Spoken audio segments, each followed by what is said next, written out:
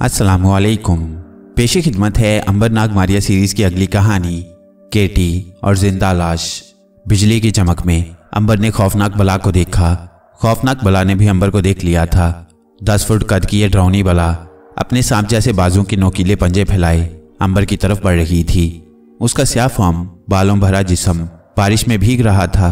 अंबर ने फौरन गैबी शीशे का रुख खौफनाक बला की तरफ करके बटन दबा दिया। गोल शीशे में से रोशनी का दायरा निकलकर बला पर पड़ा, मगर अंबर ये देखकर हैरान रह गया कि खौफनाक बला पर रोशनी का कोई असर नहीं हुआ। वो गायब होने की बजाय उसकी तरफ गुर्राती हुई बढ़ रही थी। अब उसके हलक से दबी दबी उसीली चीखें निकलने लगी थीं। अंबर उठकर दूसरी तरफ जाने लगा तो खौफनाक बला के नोकीले दांतों वाले मुंह से आग का एक शोला निकलकर अंबर पर पड़ा। एक धमाके के साथ अंबर का जिस्म ऊपर को उछलकर दूर जा गिरा। अंबर समझ गया कि यह बड़ी ताकतवर बला है और इससे अक्लमंदी के साथ मुकाबला किया जाना चाहिए। अंबर को इस किस्म के तजुर्बे पहले हो चुके थे कि किसी अफरीद के मुंह से निकले हुए धुएं या शोले ने उसे बेहोश कर दिया या पत्थर बना दिया, इसलिए अब वो इस किस्म का खतरा मोल नहीं लेना चाहता था। चुनाचे अंबर ने छलांग लगाकर पहाड़ की तरफ दौड़ लगा दी। खौफनाक बला ने एक भयानक चीख मारी। उसकी चीख से पहाड़ियां गूंज उठीं। वो अंबर के पीछे भागी। अंबर के सामने पहाड़ आ गया। भागने का कोई रास्ता नहीं था। अंबर ने गैबी शीशे की रोशनी के दायरे को पहाड़ की दीवार पर डाला तो तड़क की आवाज के साथ पहाड़ में गोल सुराख पड़ गया। अंबर सुराख में घुस गया। एक सुरंग सी वहां बन गई थी। अंबर सुरंग में दौड़ा जा रहा था। सुरंग मालूम होता था कि पहले ही से बनी हुई थी, सिर्फ उसकी दीवार बंद थी जो अंबर के शीशे की रोशनी से खुल गई थी। अंबर ने पीछे मुड़कर देखा। खौफनाक बला चीखें मारती, सांप जैसे बाजू बेचैनी से हिलाती, मुंह से आग के शोले निकालती अंबर के पीछे चली आ रही थी। खुशकिस्मती की बात यह थी कि उसकी रफ्तार ज्यादा तेज नहीं थी। सुरंग में आगे जाकर सीढ़ियां आ गईं जो नीचे उतर रही थीं। अंबर उन पर दौड़ता हुआ उतर गया। यहाँ घुप अंधेरा था, मगर अंबर अपनी गैर मामूली बसारत की वजह से अंधेरे में भी देख रहा था। सीढ़ियां खत्म हुई तो सामने एक दीवार आ गई। अंबर ने परेशान होकर पीछे देखा। खौफनाक बला सीढ़ियां उतर रही थी। वो गजब के आलम में चीखें मार रही थी। उसने एक बार फिर अंबर पर अपना शोला फेंका। शोला अंबर के जिस्म से टकराया और वो एक धमाके से ऊपर उछलकर नीचे गिर पड़ा। अंबर ने दीवार के कोने में देखा। वहां पत्थर की एक सिल का रंग सुर्ख था। अंबर के दिल में यह ख्याल आया कि यह दरवाजा है। पूरी ताकत से अंबर ने पत्थर की सिल को धक्का दिया तो सिल दूसरी तरफ जा गिरी।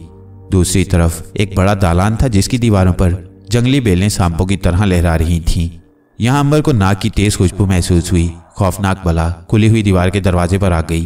अंबर को उन लहराती हुई भयानक बेलों के दरमियान एक गोल सुराख दिखाई दिया जो काफी चौड़ा था। अंबर उसमें घुसने लगा तो बेलें सांप की तरह उसके जिस्म से लिपट गईं। अगर अंबर में गैर मामूली ताकत ना होती तो वो बेलों में जकड़कर हलाक हो चुका था, मगर उसने बेलों को तोड़कर अपने जिस्म से अलहदा किया और सुराख में घुस गया। ये सुराख एक नाले की तरह था। अंबर घुटनों के बल झुका, उसमें से गुजरने लगा।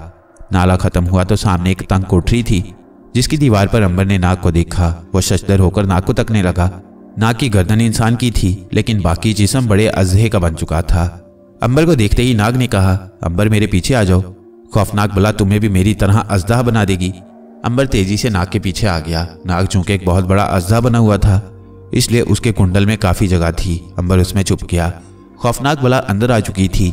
नाग ने खौफनाक बला की तरफ देखकर अपने मुंह से फुंकार निकाली। खौफनाक बला ने चीख मारी और नाग पर हमला कर दिया।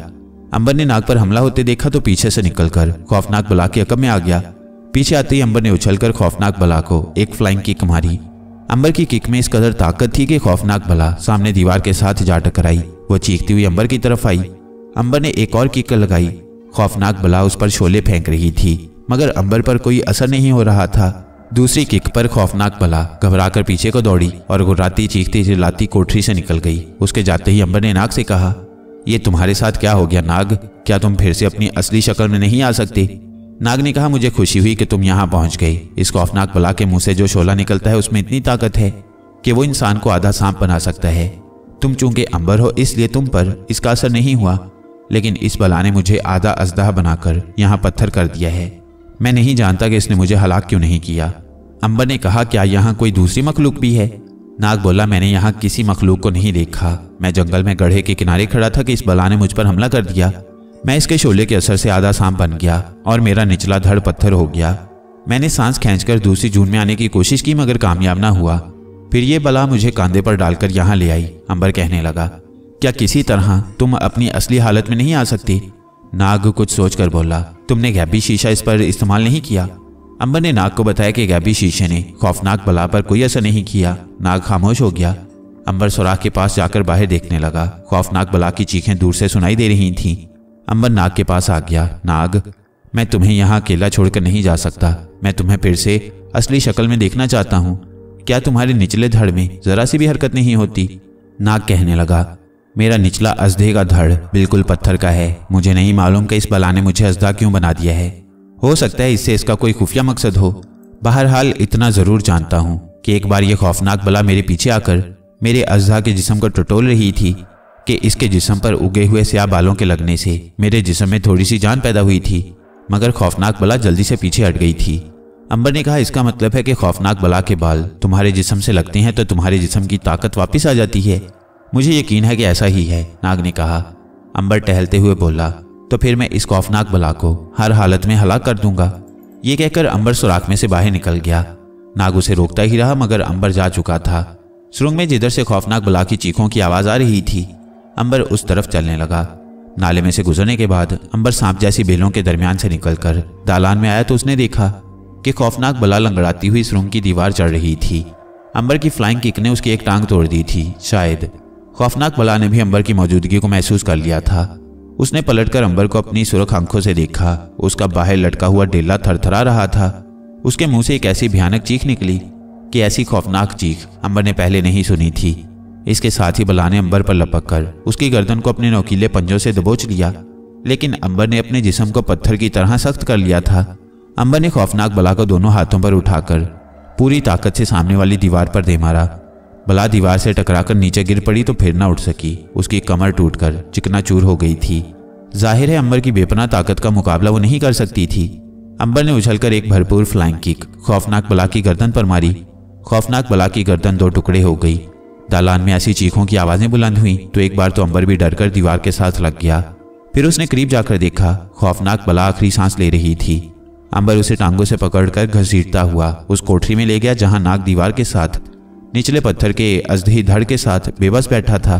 खौफनाक बला की लाश को देखकर नाग ने खुश होकर कहा, अंबर, इसकी खाल के बालों को मेरे निचले धड़ के साथ रगड़ो, हो सकता है मेरा जिस्म असली हालत में आ जाए। अंबर ने खौफनाक बला की बालों भरी लाश को उठाया और उसके बालों भरे मुर्दा जिस्म को नाग के निचले अजदा के धड़ से रगड़ना शुरू कर दिया। नाग ने कहा, अंबर, मेरे जिस्म में जान पड़ रही है। थोड़ी ही देर में नाग का निचला धड़ इंसान का बन गया। नाग अपनी इंसानी शक्ल में अंबर के सामने खड़ा था। उसने अंबर को गले लगा लिया। अंबर भाई, तुमने मुझे बहुत बड़ी मुसीबत से निजात दिला दी, वरना जाने में कब तक यहाँ पड़ा रहता। बस अब इस सुरंग से बाहर निकलते हैं। ये कहकर अंबर ने नाग को साथ लिया और वह नाले और सुरंग में से होते हुए नसवारी पहाड़ से बाहर आ गए। बाहर बारिश रुक गई थी और आसमान पर बादलों के पीछे सुबह की हल्की हल्की रोशनी नमूदार होने लगी थी। नाग ने कहा, शीला का क्या हाल है? तुम उसे अकेली छोड़कर आए हो? अंबर ने कहा, उसने शटल का दरवाजा अंदर से बंद कर रखा है और फिर अब तो खौफनाक बला का काम तमाम हो चुका है, उसे कोई कुछ नहीं कहेगा। नाग बोला, फिर भी हमें जल्द अज जल्द उसके पास पहुंचना चाहिए। इस मनहूस सियारे पर कोई भी मखलूक जाहिर होकर हमला कर सकती है। उन्होंने दरिया की तरफ दौड़ना शुरू कर दिया। दरिया पार करके वो जंगल में दाखिल होने लगे तो सुबह हो गई थी। नाग ने कहा, अंबर, इस तरह तो यहीं शीला तक पहुंचते पहुंचते बहुत देर हो जाएगी। मैं बहुत बड़ा उकाब बनता हूँ, तुम मेरे ऊपर बैठ जाओ, मैं तुम्हें हवा में उड़ाता हुआ ले चलूंगा। अंबर ने मुस्कुराकर कहा, ठीक है, उकाब की सवारी मैंने अरसा हुआ नहीं की। नाग सांस खींचकर एक बहुत बड़ा उकाब बन गया। अंबर उसके ऊपर बैठ गया। नाग ने अपने 10-10 फुट के लंबे पर फिड़फिड़ाए और हवा में ऊपर उड़ गया। फिर उसने दरख्तों के ऊपर आकर खलाई शटल की तरफ उड़ना शुरू कर दिया। अंबर बड़े मजे से नाग की उकाबी पीठ पर बैठा हुआ हवा में उड़ने का लुत्फ ले रहा था। नाग ने अपनी रफ्तार तेज कर दी और अंबर के बाल हवा में उड़ने लगे।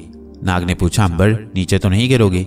अंबर ने जोर से कहा, नहीं, तुम चाहे इससे भी ज्यादा तेज रफ्तार कर लो।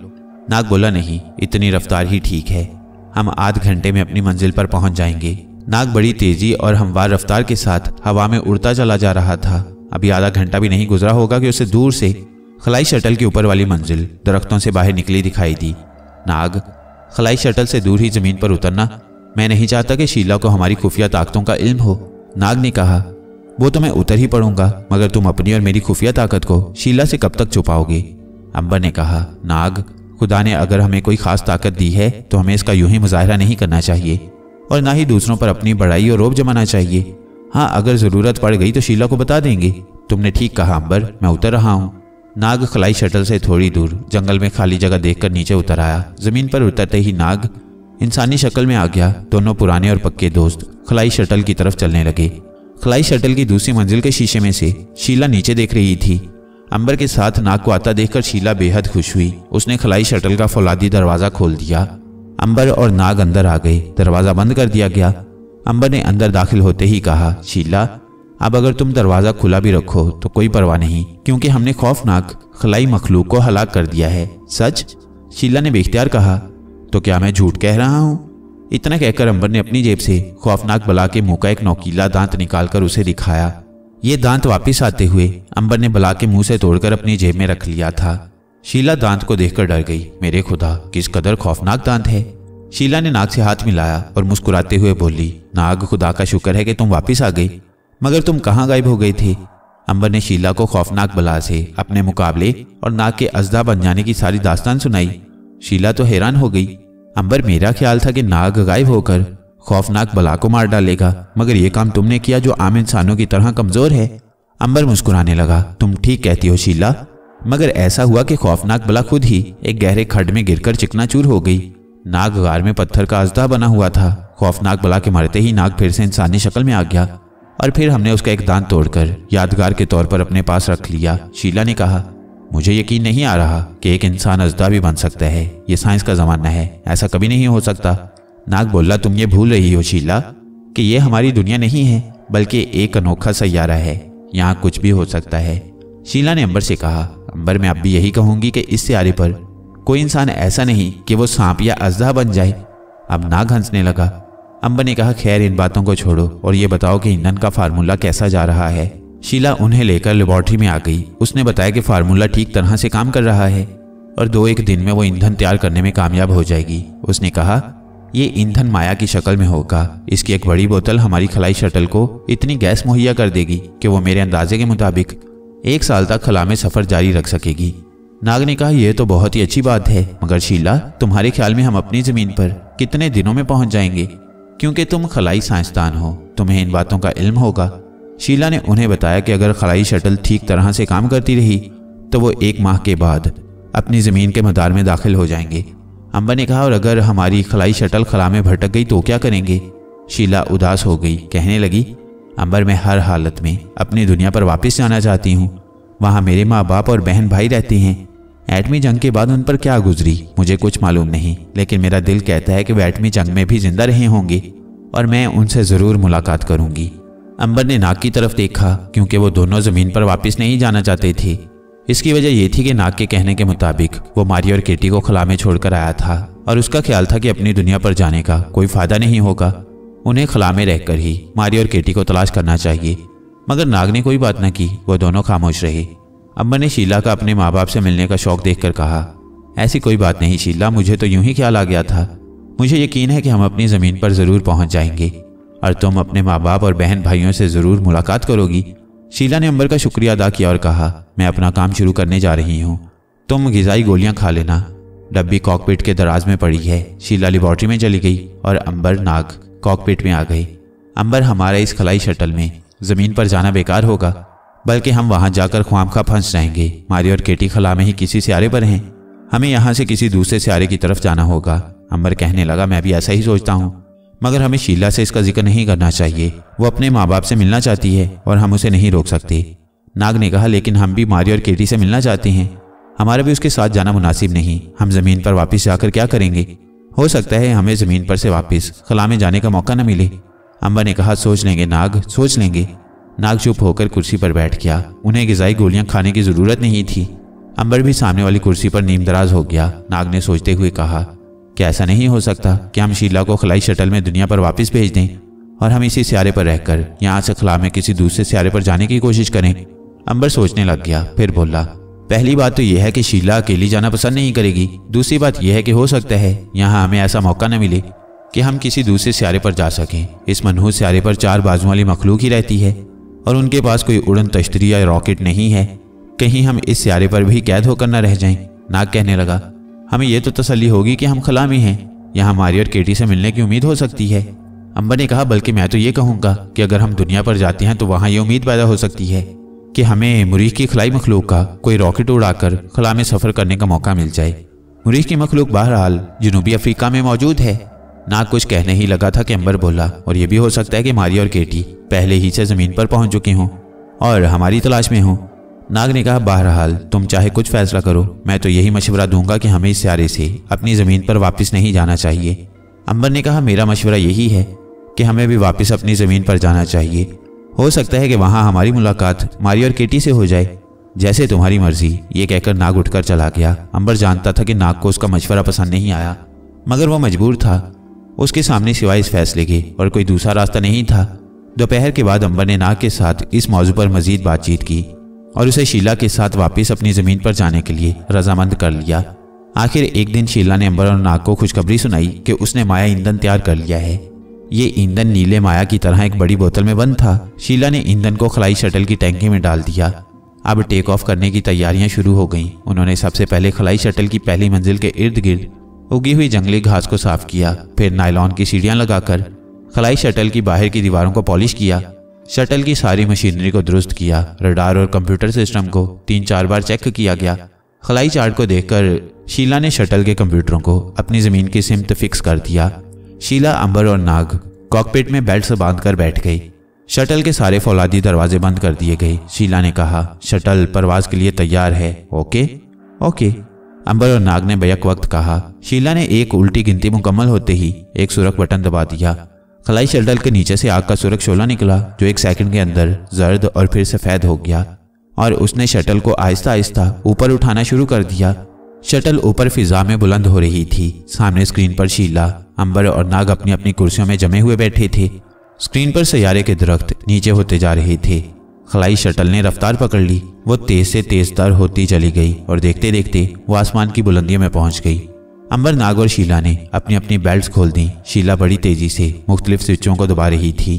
उसने खलाई शटल का रुख जमीन की तरफ कर दिया था। वो खुश होकर बोली, हमारी शटल का रुख अब अपनी प्यारी जमीन की तरफ है। अगर हर शय ठीक तरह से काम करती रही तो हम 1 महीने के अंदर अंदर अपनी ज़मीन पर पहुंच जाएंगे। नाग ने कोई जवाब ना दिया। अंबर बोला, खुदा ने चाहा तो हम ज़रूर पहुंच जाएंगे अपनी मंजिल पर। खलाई शटल की रफ्तार सैयारे के मदार से निकलने के बाद इंतहाई तेज़ हो गई थी। स्क्रीन पर खला का स्याह आसमान नजर आ रहा था, जहां दूर दूर सुर्ख रंग के सितारे और सैयारे दहक रहे थे। खला में सफ़र करते शटल को 15 दिन गुजर गए। शीला खुश थी कि ज़मीन की तरफ आधा रास्ता तय हो गया था। 15वें दिन की शाम थी कि अंबर ने एकदम से चौंक कर नाग की तरफ देखा। शीला इंजन रूम में थी। अंबर ने कहा, तुमने कुछ महसूस किया नाग? नाग ने गहरा सांस लिया और बोला, मुझे मारिया और केटी की हल्की सी खुशबू आई है। अंबर बोला, मैं भी तुम्हें यही कहने वाला था। मुझे भी मारिया और केटी की खुशबू आ रही है, मगर ये खुशबू बहुत हल्की है। हाँ, नाग बोला, एक लहर सी आती है और खुशबू फिर गायब हो जाती है, मगर यहाँ उनकी खुशबू कहाँ से आ गई? अंबर ने कहा, नाग, ये खुशबू शटल के अंदर से नहीं बल्कि शटल के बाहर खला से आ रही है। इसके साथ ही दोनों दोस्त उठकर खिड़की के शीशे में से बाहर खला में देखने लगे। खला में हल्की नीली रोशनी सी फैली हुई थी। आसमान का रंग बिल्कुल स्याह था। दूर दूर सियारे सुरख अंगारों की तरह दहक रहे थे। अंबर ने एक तरफ इशारा करते हुए कहा, नाग, तुम्हें वो गोल सी चीज नजर आ रही है? हाँ, नाग देखकर बोला, मगर ये तो कोई मसनूई सियारचा है। अंबर ने कहा, मुझे यकीन है कि मारिया और केटी की खुशबू इसी मसनूई सियारे में से आ रही है। तो तुम्हारा ख्याल है कि मारिया केटी इसके अंदर हैं? नाग के इस सवाल पर अंबर ने संजीदगी से कहा, हाँ नाग, ये मसनूई सियारचा नहीं बल्कि कोई खला में भटका हुआ खलाई जहाज है। यकीनन मारिया और केटी इसी खलाई जहाज में हैं। देखो, खुशबू अब भी आ रही है उनकी। नाग ने 2-3 बार सांस लिया और खुश होकर बोला, तुम्हारा अंदाज़ा बिल्कुल दुरुस्त है अंबर। वाकई मारिया और केटी की खुशबू यहाँ तक आ रही है। इसका मतलब है कि हमें उस खलाई जहाज की तरफ जाना होगा। अंबर ने कहा, शीला से बात करती हैं। उन्होंने शीला को इंजन रूम से बुलाकर खला में भटकता हुआ खलाई जहाज दिखाया तो वो बोली, खला में इस किस्म की चीज़ें गर्दिश करती ही रहती हैं, इससे हमें कोई खतरा नहीं। अंबर ने कहा, लेकिन मैं ये देखना चाहता हूँ कि इस खलाई जहाज में हमारी 2 बहनें मारिया और केटी बंद हैं। शीला तो हैरानी से अंबर का मुंह तकने लगी। अरे ये तुम क्या कह रहे हो अंबर? तुम्हारी बहनें और इस भटकते हुए खलाई जहाज में? शीला को असल बात बता दो अंबर। अंबर ने मुख्तसर लफ्ज़ों में कुछ छुपाते हुए शीला को सिर्फ इतना बताया कि मारिया और केटी उसकी दोस्त हैं, जिनसे वो बहनों की तरह प्यार करती हैं। हम चारों बहन भाई इकट्ठे ही ज़मीन पर सैरो सियाहत करते हुए मुरीख की लेबॉर्ट्री में गायब हुए थे। हमने तुम्हें मारी और केटी के बारे में इसलिए नहीं बताया कि इसकी ज़रूरत नहीं थी, शीला ने कहा। मगर तुम्हें ये कैसे पता चल गया कि तुम्हारी बहनें मारी और केटी इस भटकते हुए खलाई गोले में हैं? ये बड़ा मुश्किल सवाल था और इसका जवाब देना इससे ज़्यादा मुश्किल था। अंबर ने नाग की तरफ एक बार फिर देखा। अब नाग ने कहा, बात यह है शीला के हमारे जिस्मों में से मुरीख की लेबॉर्ट्री में जाने के बाद एक खास खुशबू निकलना शुरू हो गई थी जिसको हम सूंघ लेते हैं। इस वक्त भी हमें अपनी दोनों बहनों मारिया और केटी की खुशबू आ रही है और ये खुशबू उसी खलाई जहाज से आ रही है। शीला ने परेशान होकर कहा, अब तुम क्या चाहते हो? अंबर ने कहा, हम चाहते हैं कि तुम खलाई शटल को उस खलाई जहाज के पास ले चलो ताकि हम उसमें फंसी हुई अपनी दोनों बहनों को निकालकर इस शटल में ले आएं। क्या तुम ऐसा कर सकती हो? शीला ने कहा, यह तुम्हारी बहनों की जिंदगी का मामला है, मैं कैसे इनकार कर सकती हूँ? लेकिन खलाई शटल इसके ज़्यादा करीब नहीं जा सकती। मैं शटल को भटकते हुए गोल जहाज से कुछ दूर खला में रखूंगी और फिर हम में से किसी को खलाई सूट पहनकर खला में चहलकदमी करते हुए उस जहाज तक जाना होगा। अंबर ने कहा, यह काम मैं कर लूंगा, तुम शटल को खलाई जहाज के करीब ले चलो। शीला ने खलाई शटल के कुछ स्विच बदले, कई एक बटन दबाए, कंप्यूटर पर झुककर देखा और खलाई शटल ने खला में भटकते हुए जहाज की तरफ रुख कर लिया। अंबर और नाग बेताबी से खिड़की के शीशे में से बाहर देख रहे थे। गोल खलाई जहाज उनकी शटल के करीब आ रहा था। उन्हें मारिया और केटी की खुशबू भी ज्यादा तेज आने लगी थी। शीला कॉकपिट की कुर्सी पर बैठी स्क्रीन पर खलाई जहाज को तक रही थी। वो बड़ी महारत से खलाई शटल को गोल जहाज के करीब ला रही थी। उसने अंबर से कहा, अंबर खलाई सूट पहनकर तैयार हो जाओ। अंबर ने खलाई सूट पहनना शुरू कर दिया। इतनी देर में शीला खलाई शटल को खला में भटकते हुए जहाज के करीब एक फासले पर ले आई और उसने अपनी शटल की रफ्तार को खलाई जहाज की रफ्तार के साथ मिला दिया। जब दोनों की रफ्तार एक जितनी हो गई तो दोनों जहाज खला में साकित नजर आने लगे। शीला ने अंबर से कहा, अंबर अब तुम खलाई गेट से निकलकर जहाज पर पहुंचो। अंबर के साथ नायलॉन की एक रस्सी बंधी हुई थी। वो खलाई सूट में था। शटल का अकबी खलाई दरवाजा दो दरवाजों के दरमियान में बना हुआ था। अंबर यहाँ से खला में फिसल गया। खला में आते ही वो तैरने लगा। उसके खलाई सूट में पीछे की जानिब एक छोटा सा रॉकेट लगा था। अंबर ने अपने दस्ताने में लगे हुए बटन को दबाया, रॉकेट चलने लगा और अंबर ने खला में आहिस्ता आहिस्ता भटकते हुए खलाई जहाज की तरफ बढ़ना शुरू कर दिया। मारिया और केटी की खुशबू ऐसी थी कि वह शटल की फौलादी चादर को भी चीरकर अंबर और नाक तक पहुंच गई थी। अंबर को खलाई सूट के अंदर भी मारिया और केटी की खुशबू बराबर आ रही थी। अंबर आहिस्ता आहिस्ता खलाई जहाज की तरफ बढ़ता चला जा रहा था। खलाई शटल में शीला और नाग बेचैनी से अंबर को खला में सफर करते देख रहे थे। अंबर गोल खलाई जहाज के बिल्कुल करीब पहुंच गया। उसको खलाई जहाज के ऊपर लगा हुआ गोल शीशा अब साफ नजर आने लगा था। ये गोल खलाई जहाज एक बड़े गुंबद की तरह था और इसमें से 4 एंटीना बाहर निकले हुए थे। खलाई जहाज घूम नहीं रहा था बल्कि एक जगह रुका हुआ मालूम होता था। अगरचे वो खलाई जहाज में इंतहाई रफ्तार से सफर कर रहा था, मगर चूंकि अंबर की रफ्तार भी उतनी ही थी जितनी खलाई जहाज की थी, इसलिए दोनों एक जगह पर खड़े हुए महसूस हो रहे थे। अंबर का रॉकेट उसे आहिस्ता आहिस्ता खलाई जहाज के ऊपर ले आया। अंबर के खलाई सूट के अंदर माइक्रोफोन लगा था। उसने शीला से कहा, मैं खलाई जहाज के ऊपर पहुंच गया हूं। इसके ऊपर शीशा लगा है, मैं शीशे में से नीचे देखने लगा हूं। शीला ने कहा, ओके अंबर, मैं तुम्हें देख रही हूं, नाग भी तुम्हें देख रहा है। अंबर आहिस्ता से गोल खलाई जहाज के ऊपर आ गया। गोल जहाज की सतह पर रुकते ही अंबर ने शीशे में से नीचे झांका। उसने देखा कि खलाई जहाज के अंदर गोल कमरा है। उससे मालूम था कि वो मारिया को नहीं देख सकेगा क्योंकि वो गायब होगी और सिर्फ केटी ही उसे नजर आएगी। लेकिन चूंकि उसे मारिया की खुशबू बिल्कुल साफ आ रही थी, इसलिए उसे यकीन था कि मारिया खलाई जहाज के अंदर ही है। उसे थ्यूसोंग का भी ख्याल था कि जरूर वो भी इसी खलाई जहाज के अंदर होगा। मगर अंबर ने देखा कि खलाई जहाज के गोल कमरे के अंदर केटी कॉकपिट की फौलादी कुर्सी पर बेहोश पड़ी है। थ्यूसोंग वहां नहीं था। अंबर ने माइक्रोफोन पर शीला को कहा, नाग से कहो कि मुझे केटी नजर आ गई है, मगर थ्यूसोंग नहीं है, केटी बेहोश है। शीला ने नाग को माइक्रोफोन दे दिया। नाग ने बेताबी से पूछा, मारिया कहाँ है? अंबर ने कहा, वो मुझे नजर नहीं आ रही, मगर उसकी खुशबू बराबर आ रही है। वो जरूर खलाई जहाज के अंदर ही है। हो सकता है वो भी बेहोश हो गई हो।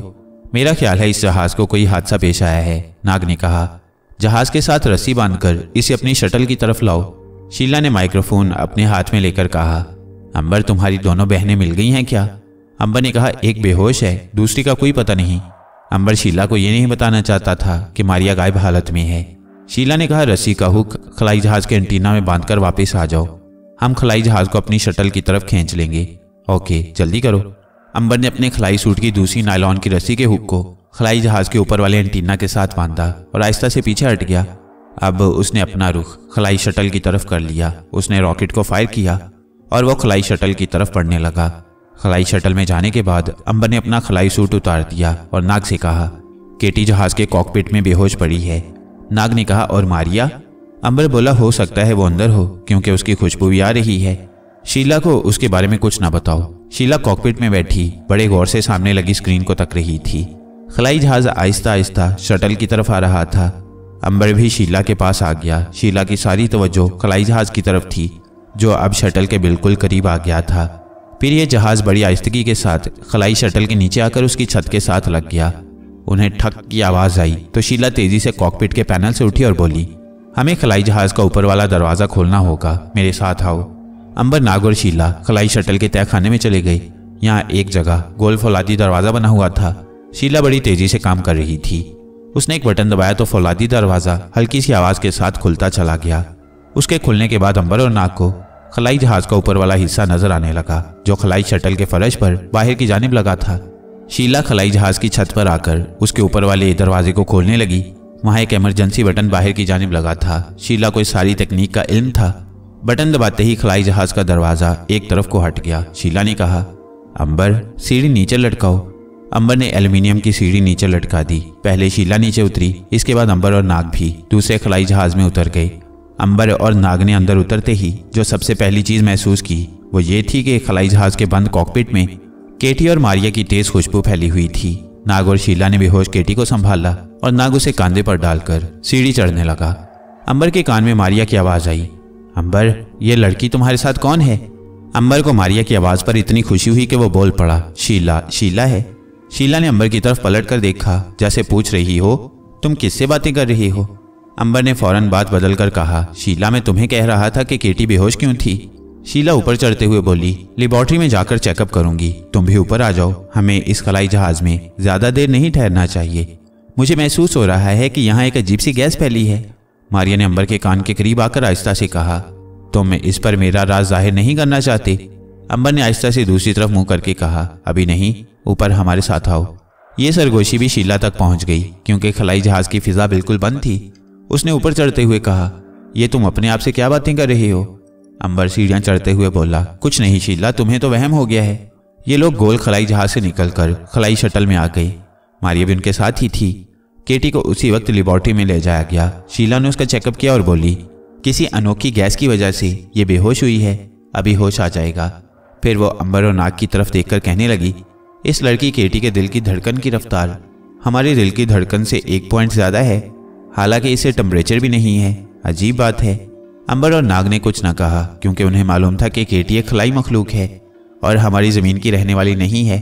शीला ने फौलादी दरवाज़ा बंद करके अपने खलाई शटल को गोल खलाई जहाज से अलग कर लिया। अलग होते ही शीला ने अपनी शटल की रफ्तार भी बढ़ा दी। रफ्तार बढ़ी तो गोल खलाई जहाज पीछे रह गया और खलाई शटल आगे ही आगे खला में बढ़ने लगी। शीला कॉकपिट में आकर बैठ गई। केटी को अभी तक होश नहीं आया था। नाग और अंबर कॉकपिट में बैठे थे। वो केटी को देखने का बहाना बनाकर लेबॉर्ट्री में आ गए। मारिया भी उनके साथ थी।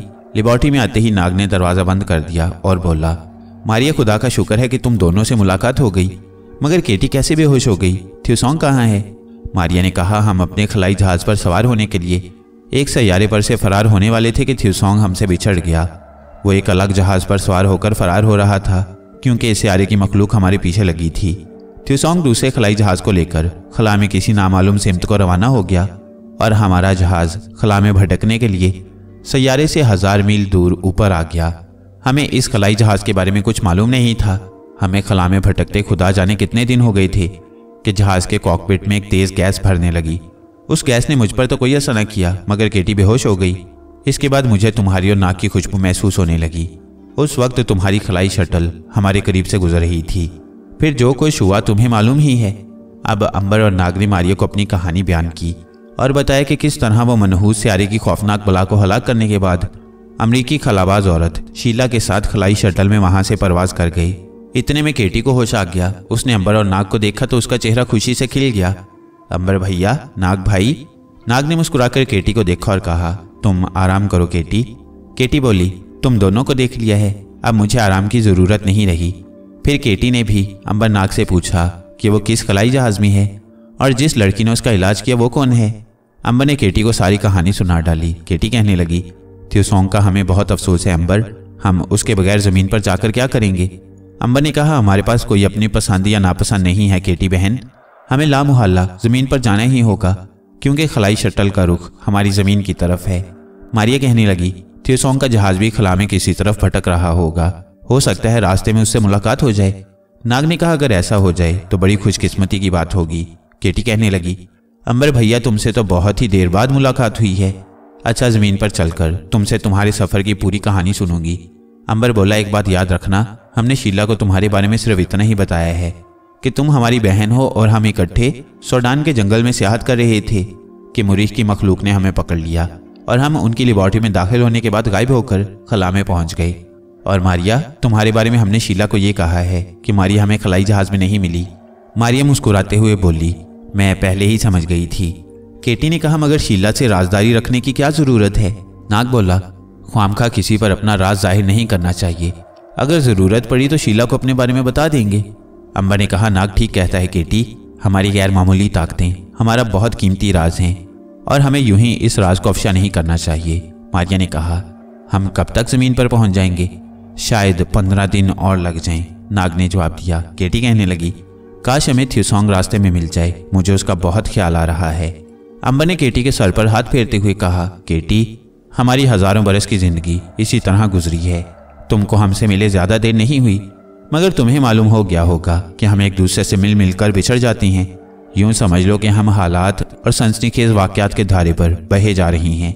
इसलिए अगर हमसे हमारा कोई साथी बिछड़ जाता है तो हम उसके बारे में ज़्यादा परेशान नहीं होते, बल्कि अपने साथ पेश आने वाले वाक़यात का मुकाबला शुरू कर देते हैं, क्योंकि हमें मालूम है कि हमारा साथी हालात और वाक़यात के किसी न किसी मोड़ पर हमें दोबारा आकर मिल जाएगा। केटी खामोश हो गई। इतने में शीला अंदर आई। वो बड़ी खुश थी, कहने लगी, अंबर डियर, हमारी ज़मीन नज़र आने लगी है। नाग और अंबर को इस खबर से कुछ ज़्यादा खुशी नहीं हुई थी, क्योंकि उनका एक प्यारा साथी थ्योसोंग अभी तक खला में भटक रहा था। फिर भी अंबर ने बज़ाहिर मुस्कुरा कर कहा, बड़ी खुशी की बात है, खुदा का शुक्र है कि केटी अब ठीक है, मगर इसे अभी लेटकर आराम करना चाहिए। अंबर, नाग, तुम मेरे साथ आओ, तुम्हें स्क्रीन पर ज़मीन दिखाऊं। अंबर और नाग शीला के साथ लेबॉर्ट्री से निकल गए। मारिया भी उनके साथ ही लेबॉर्ट्री से बाहर चली गई। जाते जाते उसने केटी को झुककर कहा, मैं अभी आती हूँ। केटी मुस्कुराने लगी। कॉकपिट में आकर शीला ने स्क्रीन की तरफ इशारा किया।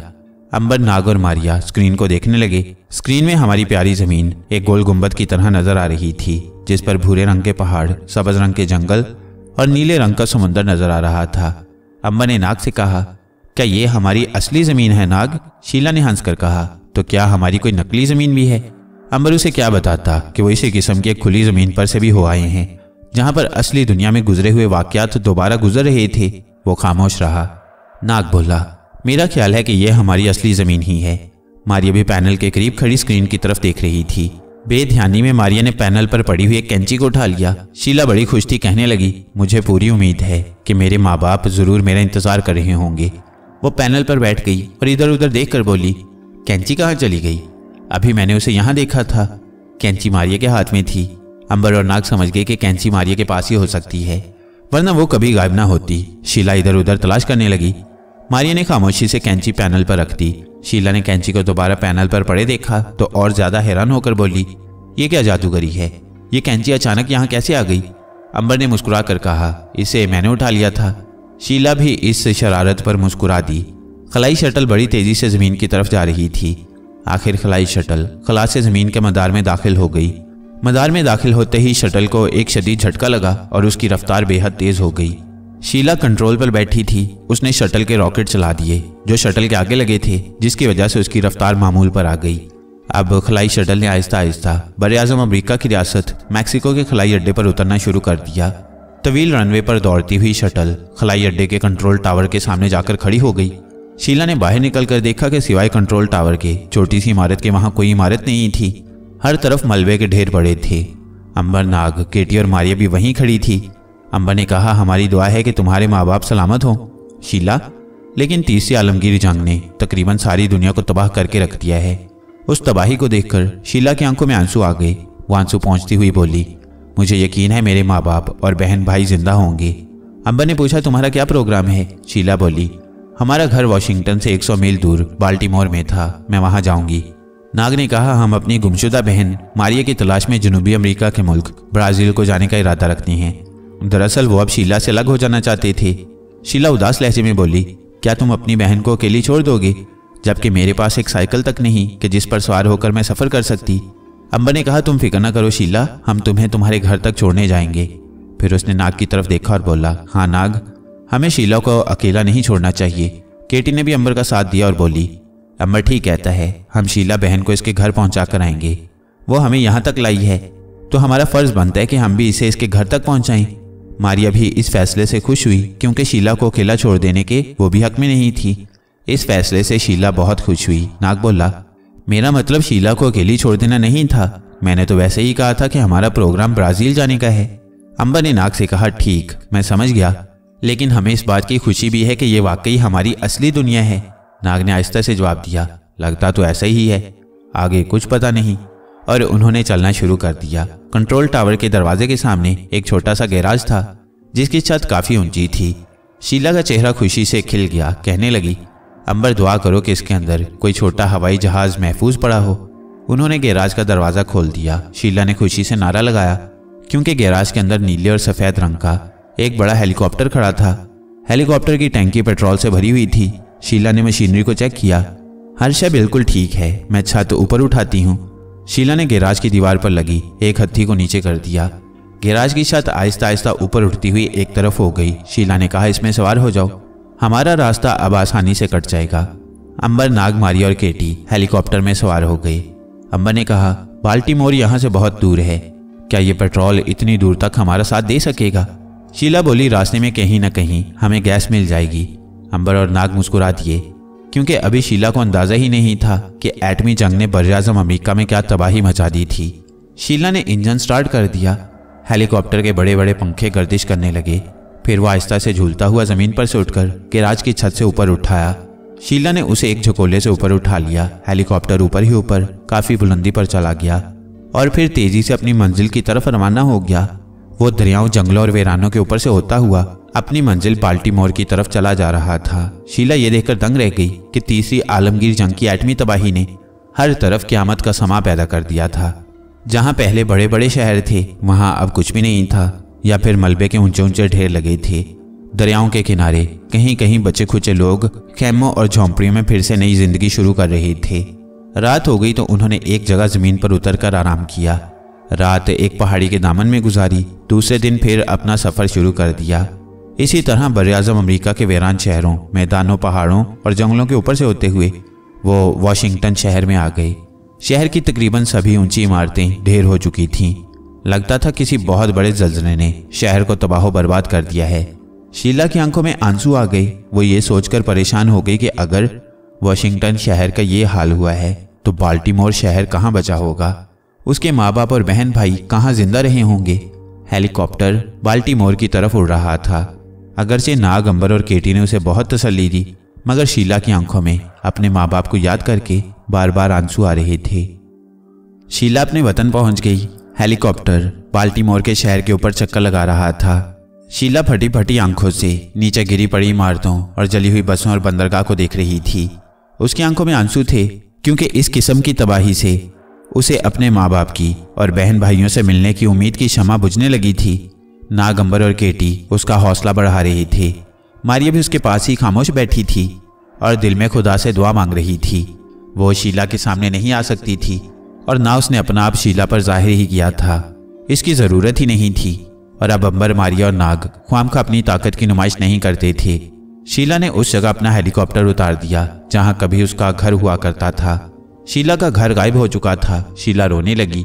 अंबर और नाग ने उसकी दिलजोई की। केटी ने कहा, शीला बहन, हो सकता है तुम्हारे माँ बाप यहाँ से निकलकर पहाड़ियों या जंगल में चले गए हों।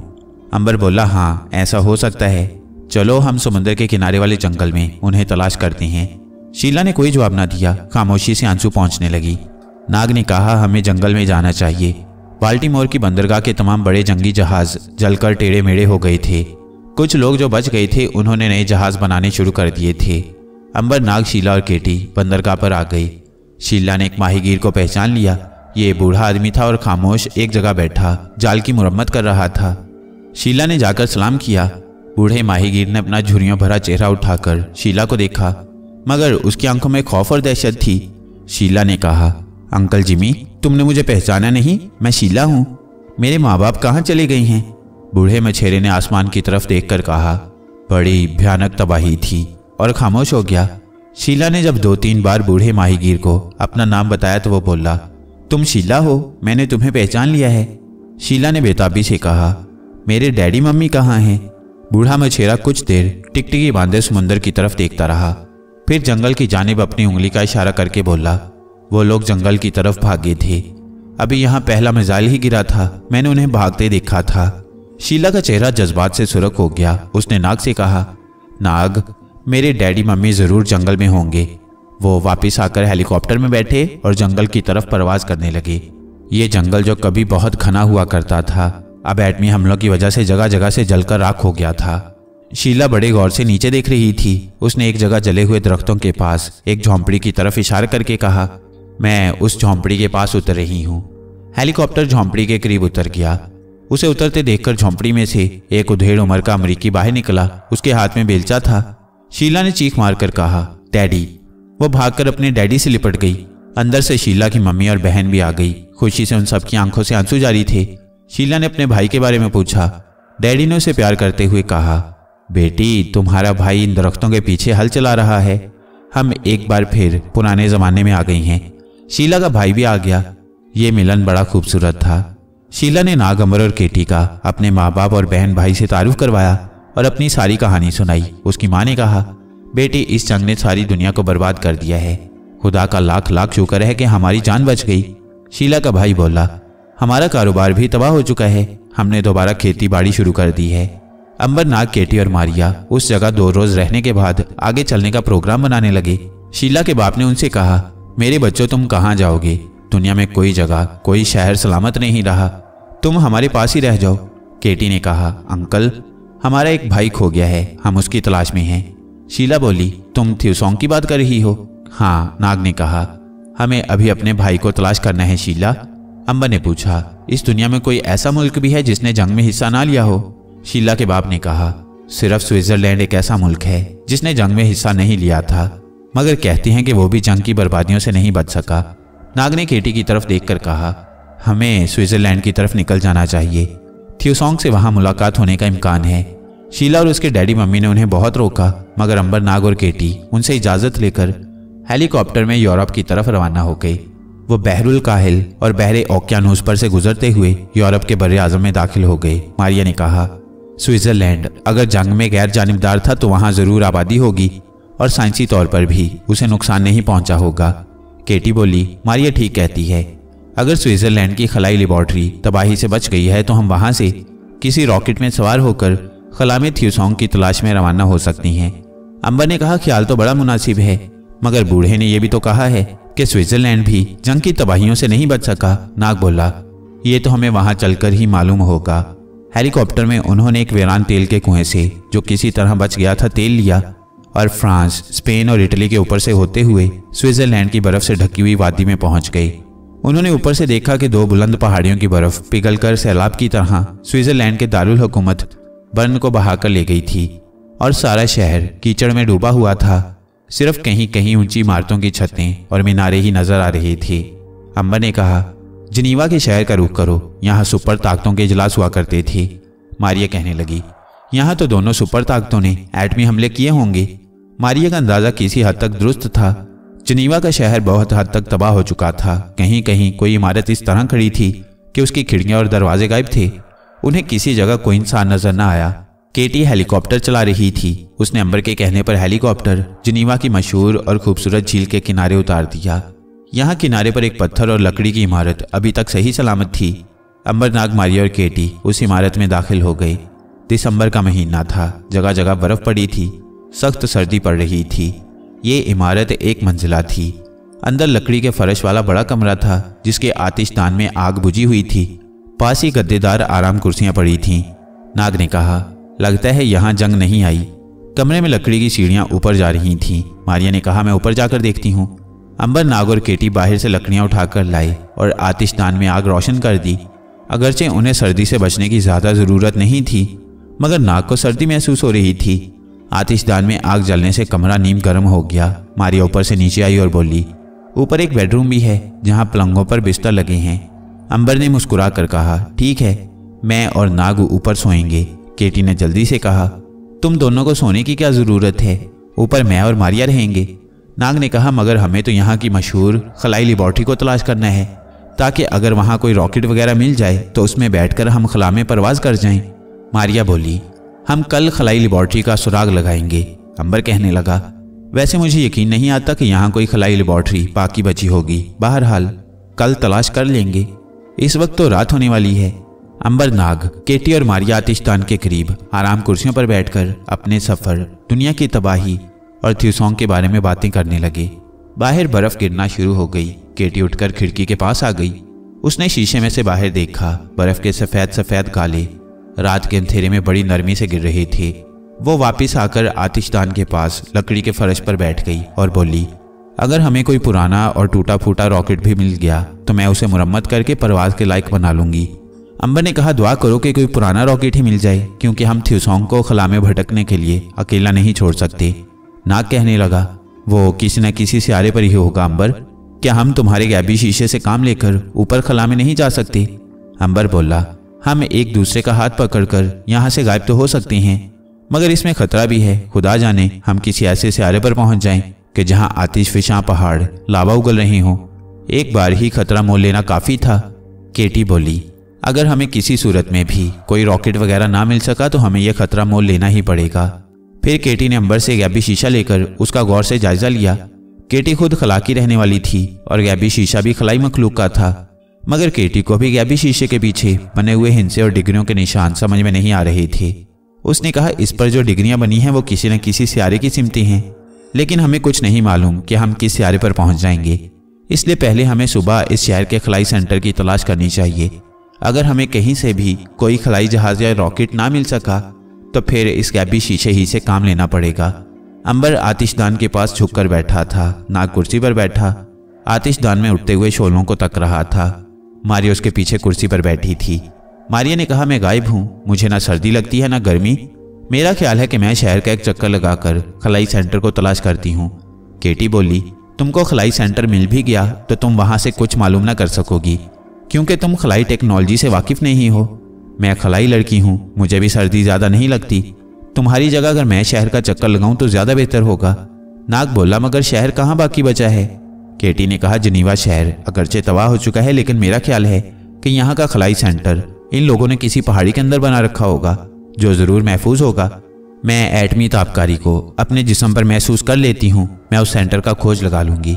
अंबर ने कहा, मैं तुम्हारे साथ चलूँगा। केटी हंसने लगी, तो क्या तुम मुझे बुज़दिल समझते हो अंबर भाई?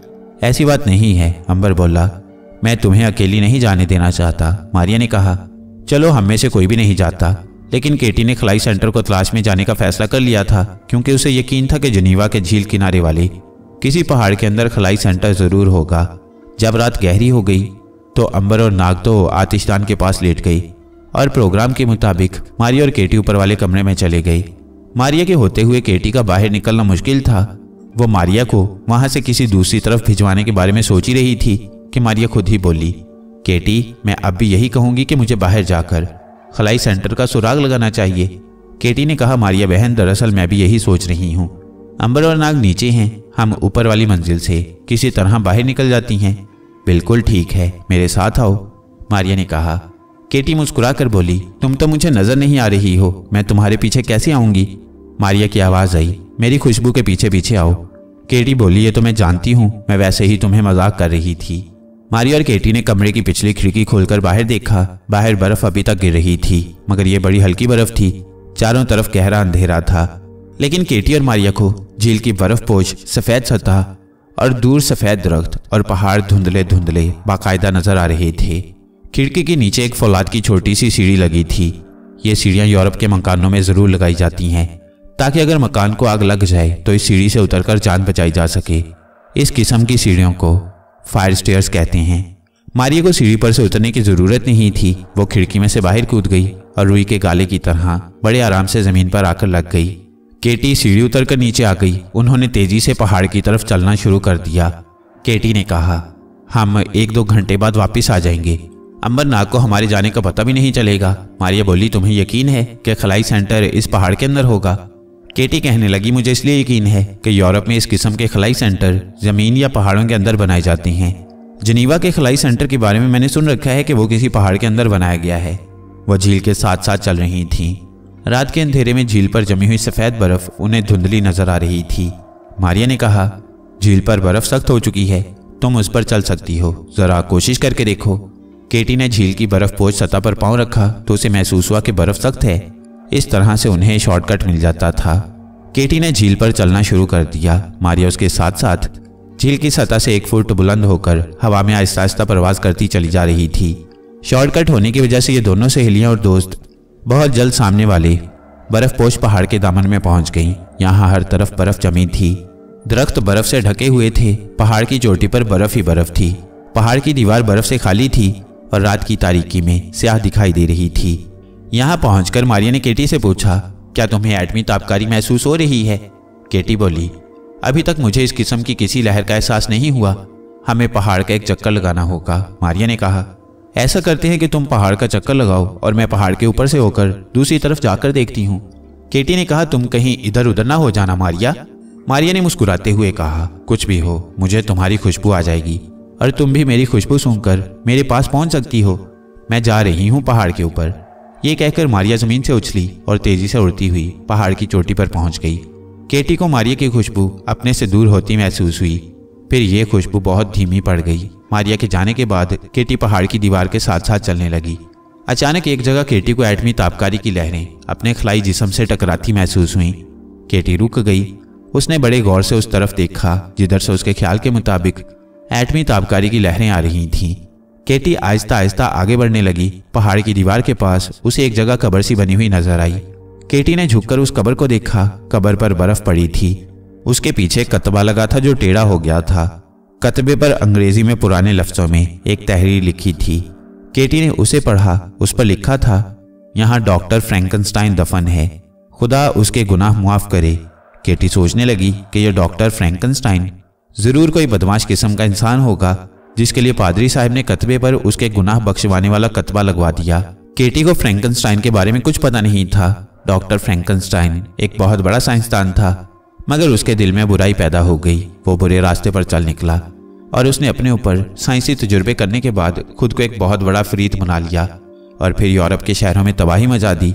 उसने कई इंसानों को हलाक कर डाला। वो आधी रात के अंधेरे में जंगल और शहर को जाने वाली वीरान सड़कों पर घात लगाकर बैठ जाता और जो कोई उधर से गुजरता अचानक उसके सामने आ जाता। फ्रैंकनस्टाइन का कद साइंसी तजुर्बे के बाद 8 फुट ऊंचा हो गया था। उसका सर बड़ा हो गया था। आंखें मुर्दा होकर पत्थर की तरह हो गई थीं और चेहरे पर एक लंबा जख्म का निशान भी पड़ गया था।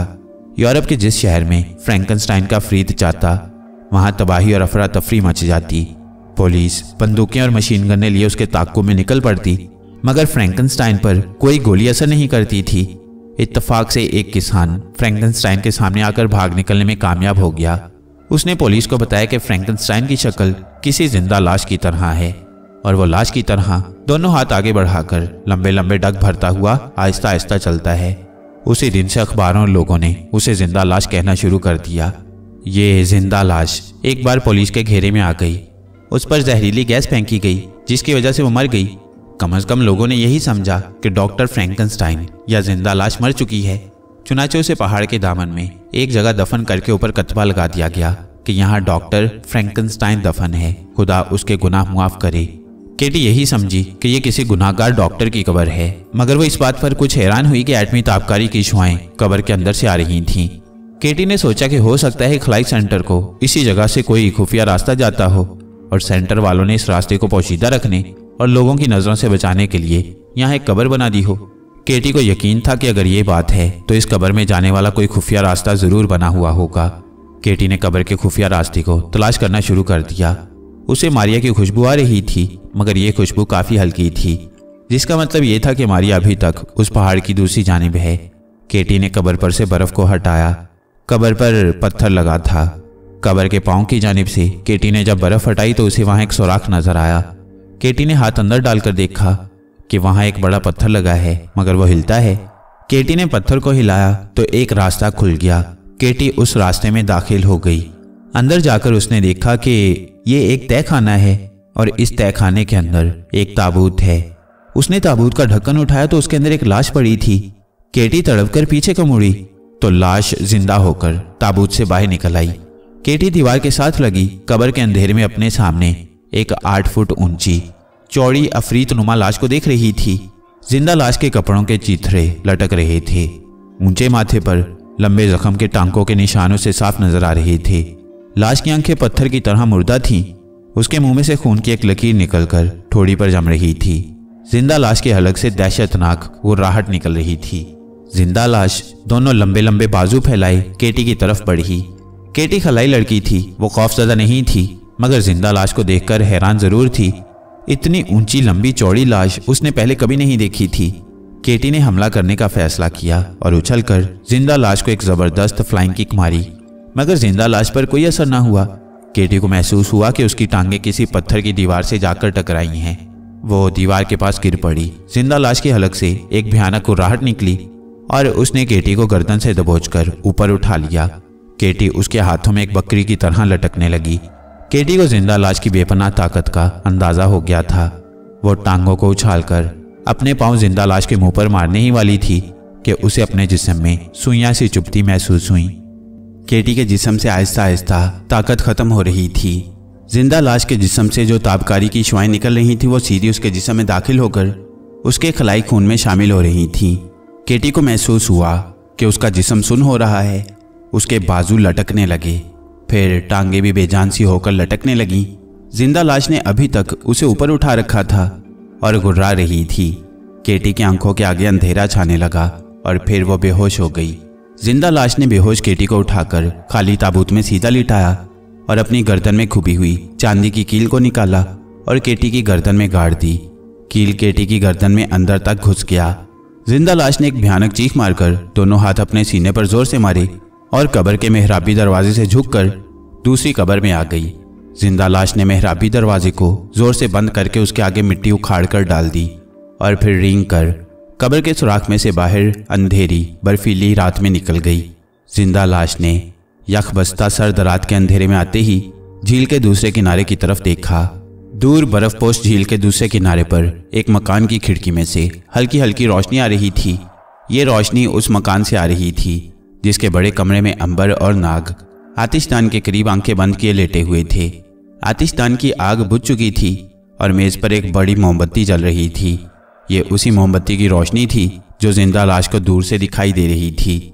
जिंदा लाश के हलक से गुर्राहट की आवाज निकली और उसने झील की सख्त बर्फीली सतह पर रोशनी की तरफ चलना शुरू कर दिया। जिंदा लाश लंबे लंबे डग भर रही थी, मगर वो ज्यादा रफ्तार से नहीं चल रही थी। उसके चलने का अंदाज ऐसा था जैसे कोई बहुत बड़ा खिलौना चाबी दिए जाने के बाद चलता है। अंबर और नाग बड़े कमरे में लेटे थे। वो काफ़ी बातें कर चुके थे और फिर अपनी अपनी मर्जी से उन्होंने कुछ देर सो जाने का फैसला किया और सो गए। उस वक्त भी वो गहरी नींद सो रहे थे। अंबर और नाग नींद से बेनियाज थे, मगर वो जब चाहते अपनी मर्जी से सो जाया करते थे ताकि वक्त गुजर जाए। अंबर और नाग चूंकि गहरी नींद में थे, इसलिए उन्हें इस बात का एहसास ही नहीं हो सका था कि ऊपर से केटी और मारिया की खुशबू नहीं आ रही। जिंदा लाश बर्फपोश रात की तारीकी में झील के ऊपर से गुजरकर अंबर नाग वाले मकान के करीब आ गई। लाश ने ठंडे शीशे के साथ मुंह लगाकर अंदर झांका। उसे 2 आदमी आतिशदान के पास लेटे गहरी नींद में सोते नजर आए। जिंदा लाश के फटे हुए होंठ फैल गए। शायद लाश थोड़ा सा मुस्कुराई थी। मुस्कुराने से लाश का चेहरा और ज्यादा डरावना हो गया था और हलक से गुर्राहट निकलने लगी थी। जिंदा लाश के दांत नोकीले थे। अंबर ने करवट बदली तो लाश का चेहरा शीशे के पीछे से गायब हो गया। थोड़ी देर बाद जिंदा लाश दूसरी खिड़की के पास आ गई। उसने दरवाजे पर हाथ रखा तो हल्की सी आवाज पैदा हुई। नाक की आंख खुल गई। उसने गर्दन घुमाकर खिड़की की तरफ देखा, मगर इतनी देर में लाश शीशे के आगे से हट गई थी। नाग करवट बदलकर फिर सोने की कोशिश करने लगा। अब उसे गुर्राहट की आवाज आई। नाग उठकर बैठ गया। उसने अंबर को भी उठा दिया। क्या बात है नाग? नाग ने कहा, बाहर कोई दरिंदा मालूम होता है। उसके गुर्राने की आवाज आई थी। अंबर ने कान लगा दिए। एक हल्की सी गुर्राहट उसे भी सुनाई दी। उसने चौंक कर कहा, मारिया और केटी की खुशबू नहीं आ रही नाग। नाग भी एकदम से उठ खड़ा हुआ। वो तो ऊपर चली गई थी, खुशबू नहीं आ रही उनकी।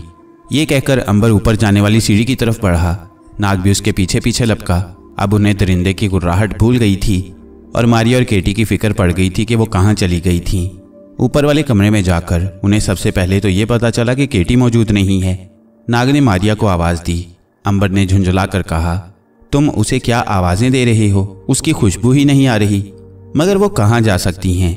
नाग ने तिलमिला कर कहा, मुझे क्या मालूम। अंबर ने भी गुस्से में आकर कहा। फिर सर को झटक कर कहने लगा, मुआफ़ कर देना यार नाग, मैं गुस्से में आ गया था। असल में मुझे गुस्सा मारिया और केटी पर आ रहा है कि जब उन्हें ताकीद की थी कि वो यहाँ से बाहर ना जाएं, तो फिर ये दोनों बेवकूफ़ लड़कियाँ कहाँ चली गईं। नाग ने खिड़की के शीशे में से बाहर देखा और बोला, बाहर तो घुप अंधेरा है। मेरा ख्याल है केटी ने खलाई सेंटर का खोज लगाने की रट लगा रखी थी। वो ज़रूर मारिया को लेकर खलाई सेंटर की तलाश में निकल गई है। अंबर नीचे आते हुए बोला, केटी कभी कभी बड़ी अहमकाना हरकतें करती है। उसे मालूम होना चाहिए कि यह अजनबी जगह है, यहाँ वो किसी भी मुश्किल में गिरफ्तार हो सकती है। और मारिया को देखो कि वो भी उसके साथ चल पड़ी। नाग ने कहा, अगर उन्हें ऐसा करना ही था तो कम से कम हमें खबर कर दी होती। अंबर बोला, हमें खबर करती तो हम उन्हें जाने की इजाज़त कैसे दे सकते थे। बाहर सख्त सर्दी और तारीक फिजा में से गुर्राहट की वही आवाज़ फिर सुनाई दी। अंबर ने खिड़की की तरफ देखा। नाग बोला, यही आवाज़ मैंने सुनी थी। अंबर ने कहा, ये किसी दरिंदे की आवाज़ लगती है, शायद कोई जंगली चीता है, चला जाएगा। मगर मारिया और केटी का क्या किया जाए? नाग ने कहा, सिवाय इसके और क्या हो सकता है कि मैं उकाब बनकर उन दोनों की तलाश में जाता हूँ। अंबर ने थोड़ा सा गौर किया और फिर कहने लगा, ठीक है, तुम फौरन उकाब की शक्ल में इस इलाके में जाकर परवाज करो और देखो कि मारिया और केटी कहाँ हैं। मैं अभी जाता हूँ। नाग ने खिड़की खोल दी, फिर सांस ऊपर को खींचकर उकाब की शक्ल इख्तियार की और फिर फिराता हुआ अंधेरे में उड़ गया। उसके जाने के बाद अंबर ने खुली खिड़की में से सर बाहर निकाल कर देखा। बेहद सख्त और यख बस्ता हवा उसके चेहरे और गर्दन से टकराई, मगर उसे ठंड बिल्कुल न लगी। सर्दी का एहसास ज़रूर हुआ। अंबर ने खिड़की बंद कर दी और आतिशदान के पास आकर आराम कुर्सी पर बैठ गया। मेज़ पर मोमबत्ती आहिस्ता आहिस्ता पिघल रही थी। उसकी जर्द हल्की रोशनी बड़े पुरस्रार तरीके से कमरे में फैली हुई थी। कई चीज़ों के साए उस रोशनी में लंबे लंबे हो गए थे। जिस कुर्सी पर अंबर लेटा था उसका साया भी आधे फर्श पर पड़ रहा था। अंबर ने आंखें बंद कर ली और एक बार फिर सोने की कोशिश करने लगा, क्योंकि उसके पास वक्त गुजारने का दूसरा कोई तरीका नहीं था। नींद उसकी आंखों में वापस आने ही वाली थी कि उसे एक बार फिर जिंदा लाश की गुर्राहट सुनाई दी। उसने आंखें खोल दी और खिड़की की तरफ देखा। खिड़की का शीशा खाली था। अंबर ने सोचा कि यह कमबख्त जंगली चीता यहाँ क्या कर रहा है, इधर से जाता क्यों नहीं। अंबर कुर्सी पर से उठकर कमरे के बड़े दरवाजे की तरफ आया। दरवाज़ा खोलकर वो सर्द रात के अंधेरे में बाहर आ गया। उसे वहाँ कोई दरिंदा दिखाई ना दिया। वो वापस मकान में आकर आतिशदान के पास बैठ गया और नाग की वापसी का इंतज़ार करने लगा। नाग उकाब की शक्ल में झील का एक चक्कर काटकर पहाड़ की तरफ गया तो उसे अचानक मारिया की खुशबू आई। केटी की खुशबू नहीं आ रही थी। नाग उस खुशबू पर पहाड़ की दूसरी तरफ गया तो उसको आवाज़ आई, नाग नीचे आ जाओ। ये मारिया की आवाज़ थी। उसने अंधेरे में नाग को उकाब की शक्ल में अपने ऊपर मंडलाते देख लिया था। नाग तेजी से नीचे आकर इंसानी शक्ल में आ गया। मारिया की खुशबू बिल्कुल करीब से आ रही थी। उसने पूछा, मारिया तुम मेरे पास मौजूद हो ना? हाँ। केटी कहाँ है? नाग ने पूछा। मारिया ने कहा, मैं खुद उसकी तलाश में हूँ। फिर मारिया ने नाग को अपनी हमाकत का एतराफ़ करते हुए सारी बात सुना दी। नाग इस पर सख्त नाराज़ हुआ और उसने कहा, अंबर बहुत गुस्से में है। तुम लोगों ने इतनी अंधेरी रात में ख्वामखा बाहर निकलने की क्यों हमाकत की? मारिया बोली, हमारा इरादा नेक था। हम खलाई सेंटर की तलाश में निकली थी। मैंने केटी को इस जगह रुकने के लिए कहा था। अब देखती हूँ तो वो यहाँ पर नहीं है। मैं देर से उसको तलाश कर रही हूँ। नाग अंधेरे में चारों तरफ देखने लगा। यहाँ तो कोई इंसान नजर नहीं आता और केटी की खुशबू भी नहीं आ रही। उसको यहाँ तलाश करना फजूल है। चलो वापस चलो। मुमकिन है वो वापस मकान पर पहुँच गई हो। वो झील वाले मकान की तरफ बढ़े तो रास्ते में उन्होंने बर्फ़ की एक ऊंची ढेरी को देखा। यही वो कब्र थी जिसके अंदर केटी बंद थी और बेहोश होने या जिंदा लाश के चांदी के कील की वजह से केटी की खुशबू आना बंद हो गई थी, जिसको जिंदा लाश ने केटी की गर्दन में गाड़ दिया था। नाग ने बर्फ़ की ढेरी को देखकर कहा, यह किसी की कब्र लगती है। मारिया बोली, कब्रें तो यहाँ जगह जगह बनी हुई हैं, लेकिन केटी इस कब्र के अंदर नहीं है। अगर वो इसके अंदर होती तो उसकी खुशबू ज़रूर आ रही होती। मारिया की दलील बड़ी माकूल थी। चुनाचे नाग ने कब्र पर ज़्यादा तवज्जो न दी और मारिया के साथ अपने मकान की तरफ आ गया। अंबर बेताबी से इंतज़ार कर रहा था। उसको मारिया की खुशबू आई तो उसने पूछा, केटी कहाँ है? क्योंकि उसे नाग के साथ केटी नजर नहीं आ रही थी। मारिया ने कहा, अंबर भाई, मैं अपनी हमाकत को मानती हूँ, मगर हम बड़े एतमाद के साथ यहाँ से निकली थी और ये कोई पहला मौका नहीं है कि हम अंधेरी रात में अकेली बाहर निकली हों। अंबर ने कहा, केटी कहाँ है? मारिया ने अंबर को भी सारी कहानी बयान कर दी। वो सर पकड़कर बैठ गया। मारिया, तुमने हमारी मुश्किलों में इजाफा किया है। हम थ्यूसोंग के पास जाने की फिक्र में थे कि तुमने केटी को खो दिया। मारिया बोली, हम भी थ्यूसोंग तक पहुंचने के लिए खलाई सेंटर की तरफ गए थे। अंबर बोला, तो फिर खलाई सेंटर तो तुम्हें नहीं मिला, मगर केटी हाथ से खो बैठी हो। अब हम उसे कहाँ तलाश करेंगे? मारिया ने भी नाराज होकर कहा, अंबर तुम कैसी बातें कर रही हो? केटी को ज़मीन नहीं खा गई, और फिर यह हमारे सफ़र के वाक़यात का एक हिस्सा है। हम कई बार एक दूसरे से जुदा हुए हैं और फिर मिल भी गए हैं। नाग ने बीच में पड़ते हुए कहा, अब तुम लोग लड़ाई क्यों करने लगे हो? सुबह होने ही वाली है। केटी ज़रूर शहर की तरफ निकल गई होगी, मिल जाएगी। हम दिन निकलते ही शहर की तरफ चलेंगे। अंबर ने कहा, शहर तो वीरान हो चुका है। बहरहाल खुदा करे कि केटी किसी मुश्किल में न फंस गई हो। वो मकान के अंदर ये बातें कर रहे थे और जिंदा लाश एक खिड़की के शीशे के कोने से लगी उन्हें देख रही थी। फिर लाश के जिस्म में हरकत पैदा हुई और वो खिड़की से हटकर झील के दूसरे किनारे की तरफ चलने लगी। यहाँ झील के जनूबी किनारे से जंगल की तरफ रास्ता जाता था। लाश उस रास्ते पर चलने लगी। यहाँ दरख्तों की शाखें बर्फ से ढकी हुई थीं। लाश के कंधे शाख से टकराते तो ऊपर से बर्फ झड़ झड़ कर नीचे गिरने लगती। बर्फ पर लाश के चौड़े बिनमानस जैसे कदमों के निशान पड़ते जा रहे थे। जिंदा लाश अपने पाँव के निशानों से बेनियाज जंगल के बर्फ पोश सफ़ेद दरख्तों में से गुजरती चली गई।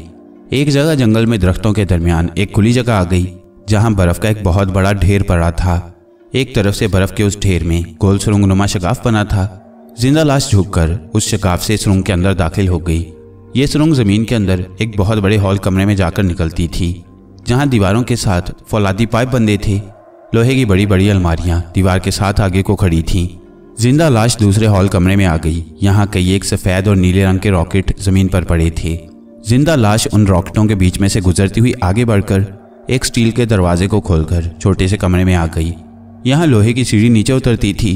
नीचे एक गोल पाइप दीवार में धंसा हुआ था। ये काफ़ी बड़ा पाइप था।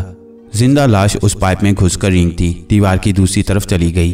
दीवार की दूसरी तरफ पत्थर की गोल छत वाला एक कमरा था, जिसमें 3 ताबूत पहले से रखे थे। जिंदा लाश ने एक एक करके चारों ताबूत खोल दिए।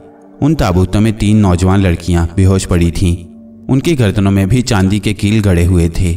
जिंदा लाश उन बेहोश लड़कियों को देखकर घुर्राई और फिर तीनों ताबूतों को बंद करके जिस रास्ते से आई थी उसी रास्ते से, सुरंग के अंधेरे रास्ते से होती बर्फ के ढेर में बाहर निकल आई। ऐसा मालूम होता था कि वो उन बेहोश लड़कियों को देखकर अपनी तसल्ली करने आई थी। जिंदा लाश बर्फपोश जंगल में से गुजरकर वापस झील की सतह पर आकर अपनी पहाड़ी गार की तरफ रवाना हो गई। गार में जाकर उसने बेहोश केटी को ताबूत में से निकालकर अपने चौड़े कंधे पर डाला और जंगल और बर्फपोश झील की सतह पर से गुजरती हुई वापस उसी बर्फ के ढेर में छुपे हुए ढेर के शगाफ से निकलकर नीचे गोल तहखाने में आ गई। यहाँ उसने बेहोश केटी को एक खाली ताबूत में डाल दिया। मुंह छत की तरफ करके एक चीख मारी। यह खुशी की चीख थी। खुदा जाने ये जिंदा लाश इन बेहोश लड़कियों को यहाँ किस लिए जमा कर रही थी। जिंदा लाश फतह के एहसास के साथ झूमती झामती बर्फ के ढेर से बाहर निकल आई। रात की तारीकी कम होने लगी थी। जिंदा लाश ने बर्फ के शगाफ को बर्फ से ढक दिया और लंबे लंबे डग भरती उस मकान के करीब से होकर झील की तरफ निकल गई, जिसके अंदर मोमबत्ती की रोशनी में अंबर नाग और मारिया आतिशदान के पास बैठे अभी तक बातें कर रहे थे। उन्हें जिंदा लाश के वहां करीब से गुजरने का कोई एहसास ना हुआ। मारिया ने खिड़की से बाहर देखकर कहा, दिन निकल रहा है, हल्की हल्की सुबह की रोशनी फैल रही है। मेरा ख्याल है हमें बाहर निकलकर अब केटी की तलाश शुरू करनी चाहिए। अंबर और नाग भी खिड़की के करीब आ गए। अंबर ने कहा, नाग तुम उड़कर सारे इलाके का चक्कर लगाओ और मारिया तुम भी परवाज करती हुई जाओ और देखो कि कहीं केटी के कदमों के निशान मौजूद हैं कि नहीं। मैं यहाँ तुम लोगों का इंतजार करूँगा। नाग बोला, मेरा ख्याल है हम तीनों को एक साथ बाहर निकलकर केटी का खोज लगाना चाहिए। मारिया ने कहा, नाग का मशवरा बिल्कुल ठीक है, अब हमें एक दूसरे के साथ ही रहना चाहिए। अंबर ने थोड़ी देर गौर किया, फिर बोला, ठीक है, हम इकट्ठे ही बाहर निकलते हैं। बाहर सुबह की धुंधली रोशनी फैल चुकी थी। चारों तरफ बर्फ ही बर्फ थी। रात भर हवा चलने की वजह से बर्फ सख्त हो गई थी। फिर भी मकान से बाहर निकलकर जब वो थोड़ी दूर गई तो नाग ने जमीन पर जमी हुई बर्फ को देखकर कहा, ये तो किसी के पाँव के निशान हैं। सख्त बर्फ की ऊपर वाली सतह पतली थी, जिसकी वजह से बर्फ पर कहीं कहीं जिंदा लाश के बिनमानस जैसे बड़े बड़े इंसानी पाँव के निशान पड़ गए थे। मारिया ने झुककर उन निशानों को देखा और कहा, ये तो किसी बर्फानी अफरीत के पाँव के निशान हैं। नाग और अंबर भी झुककर उन निशानों को तकने लगे, मगर पाँव किसी इंसान के हैं, किसी बर्फानी भूत या बर्फानी बिनमानस के नहीं। इस बात पर मैं हैरान हूँ, नाग बोला। अंबर ने कहा, क्या किसी इंसान के पाँव इतने बड़े भी हो सकते हैं? मारिया बोली, हो सकता है।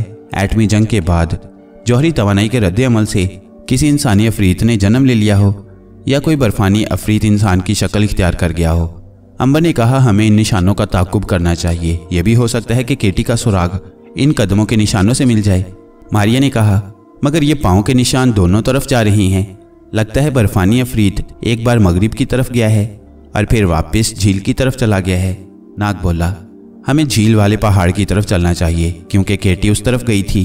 बर्फानी अफरीत के पाँव के निशान भी उसी तरफ जाते हैं। अंबर, नाग और मारिया जिंदा लाश के कदमों के निशान के साथ साथ झील की सतह पर चलने लगे। ये निशान उन्हें पहाड़ वाली दीवार के पास ले गए। यहाँ उन्हें गार का मुंह नजर नहीं आया। वो इधर उधर केटी को तलाश करने लगे। जिंदा लाश के पाँव के निशान पहाड़ के चारों तरफ मौजूद थे। उन्होंने पहाड़ के इर्द गिर्द 4 चक्कर लगाए, मगर उन्हें किसी जगह गार का मुंह नजर न आया। एक मुकाम पर नाग ने झुककर गौर से पाँव के निशानों को देखा और कहा, अंबर देखो, एक पाँव इस दीवार की तरफ जा रहा है। अंबर और मारिया ने देखा तो वाकई बर्फानी अफरीत के पाँव का एक निशान पहाड़ की दीवार की तरफ बढ़ा हुआ था। अंबर ने पहाड़ की दीवार को जाकर हाथ से बजाया तो ऐसी आवाज़ आई जैसे दीवार अंदर से खोखली हो। अंबर ने चौंक कर नाग की तरफ देखा। नाग, इसके अंदर गार है। नाग ने कहा, मारिया तुम इसके अंदर जाओ, तुम जा सकती हो। मारिया बोली, तुम लोग इसी जगह खड़े रहना। मारिया चूंकि गायब थी, वो बड़े आराम से पत्थर की दीवार में से दूसरी तरफ निकल गई। यहाँ उसने एक तंग गार देखा। वो आगे बढ़ी, आगे हॉल कमरा आ गया। यहाँ सतूनों के बीच में उसे एक मेहराबी दरवाज़ा नजर आया। वो बंद दरवाजे में से निकलकर दूसरी तरफ आई तो उसने एक तंगो तारीक कमरे में एक खाली ताबूत देखा। ताबूत खुला था और खाली था।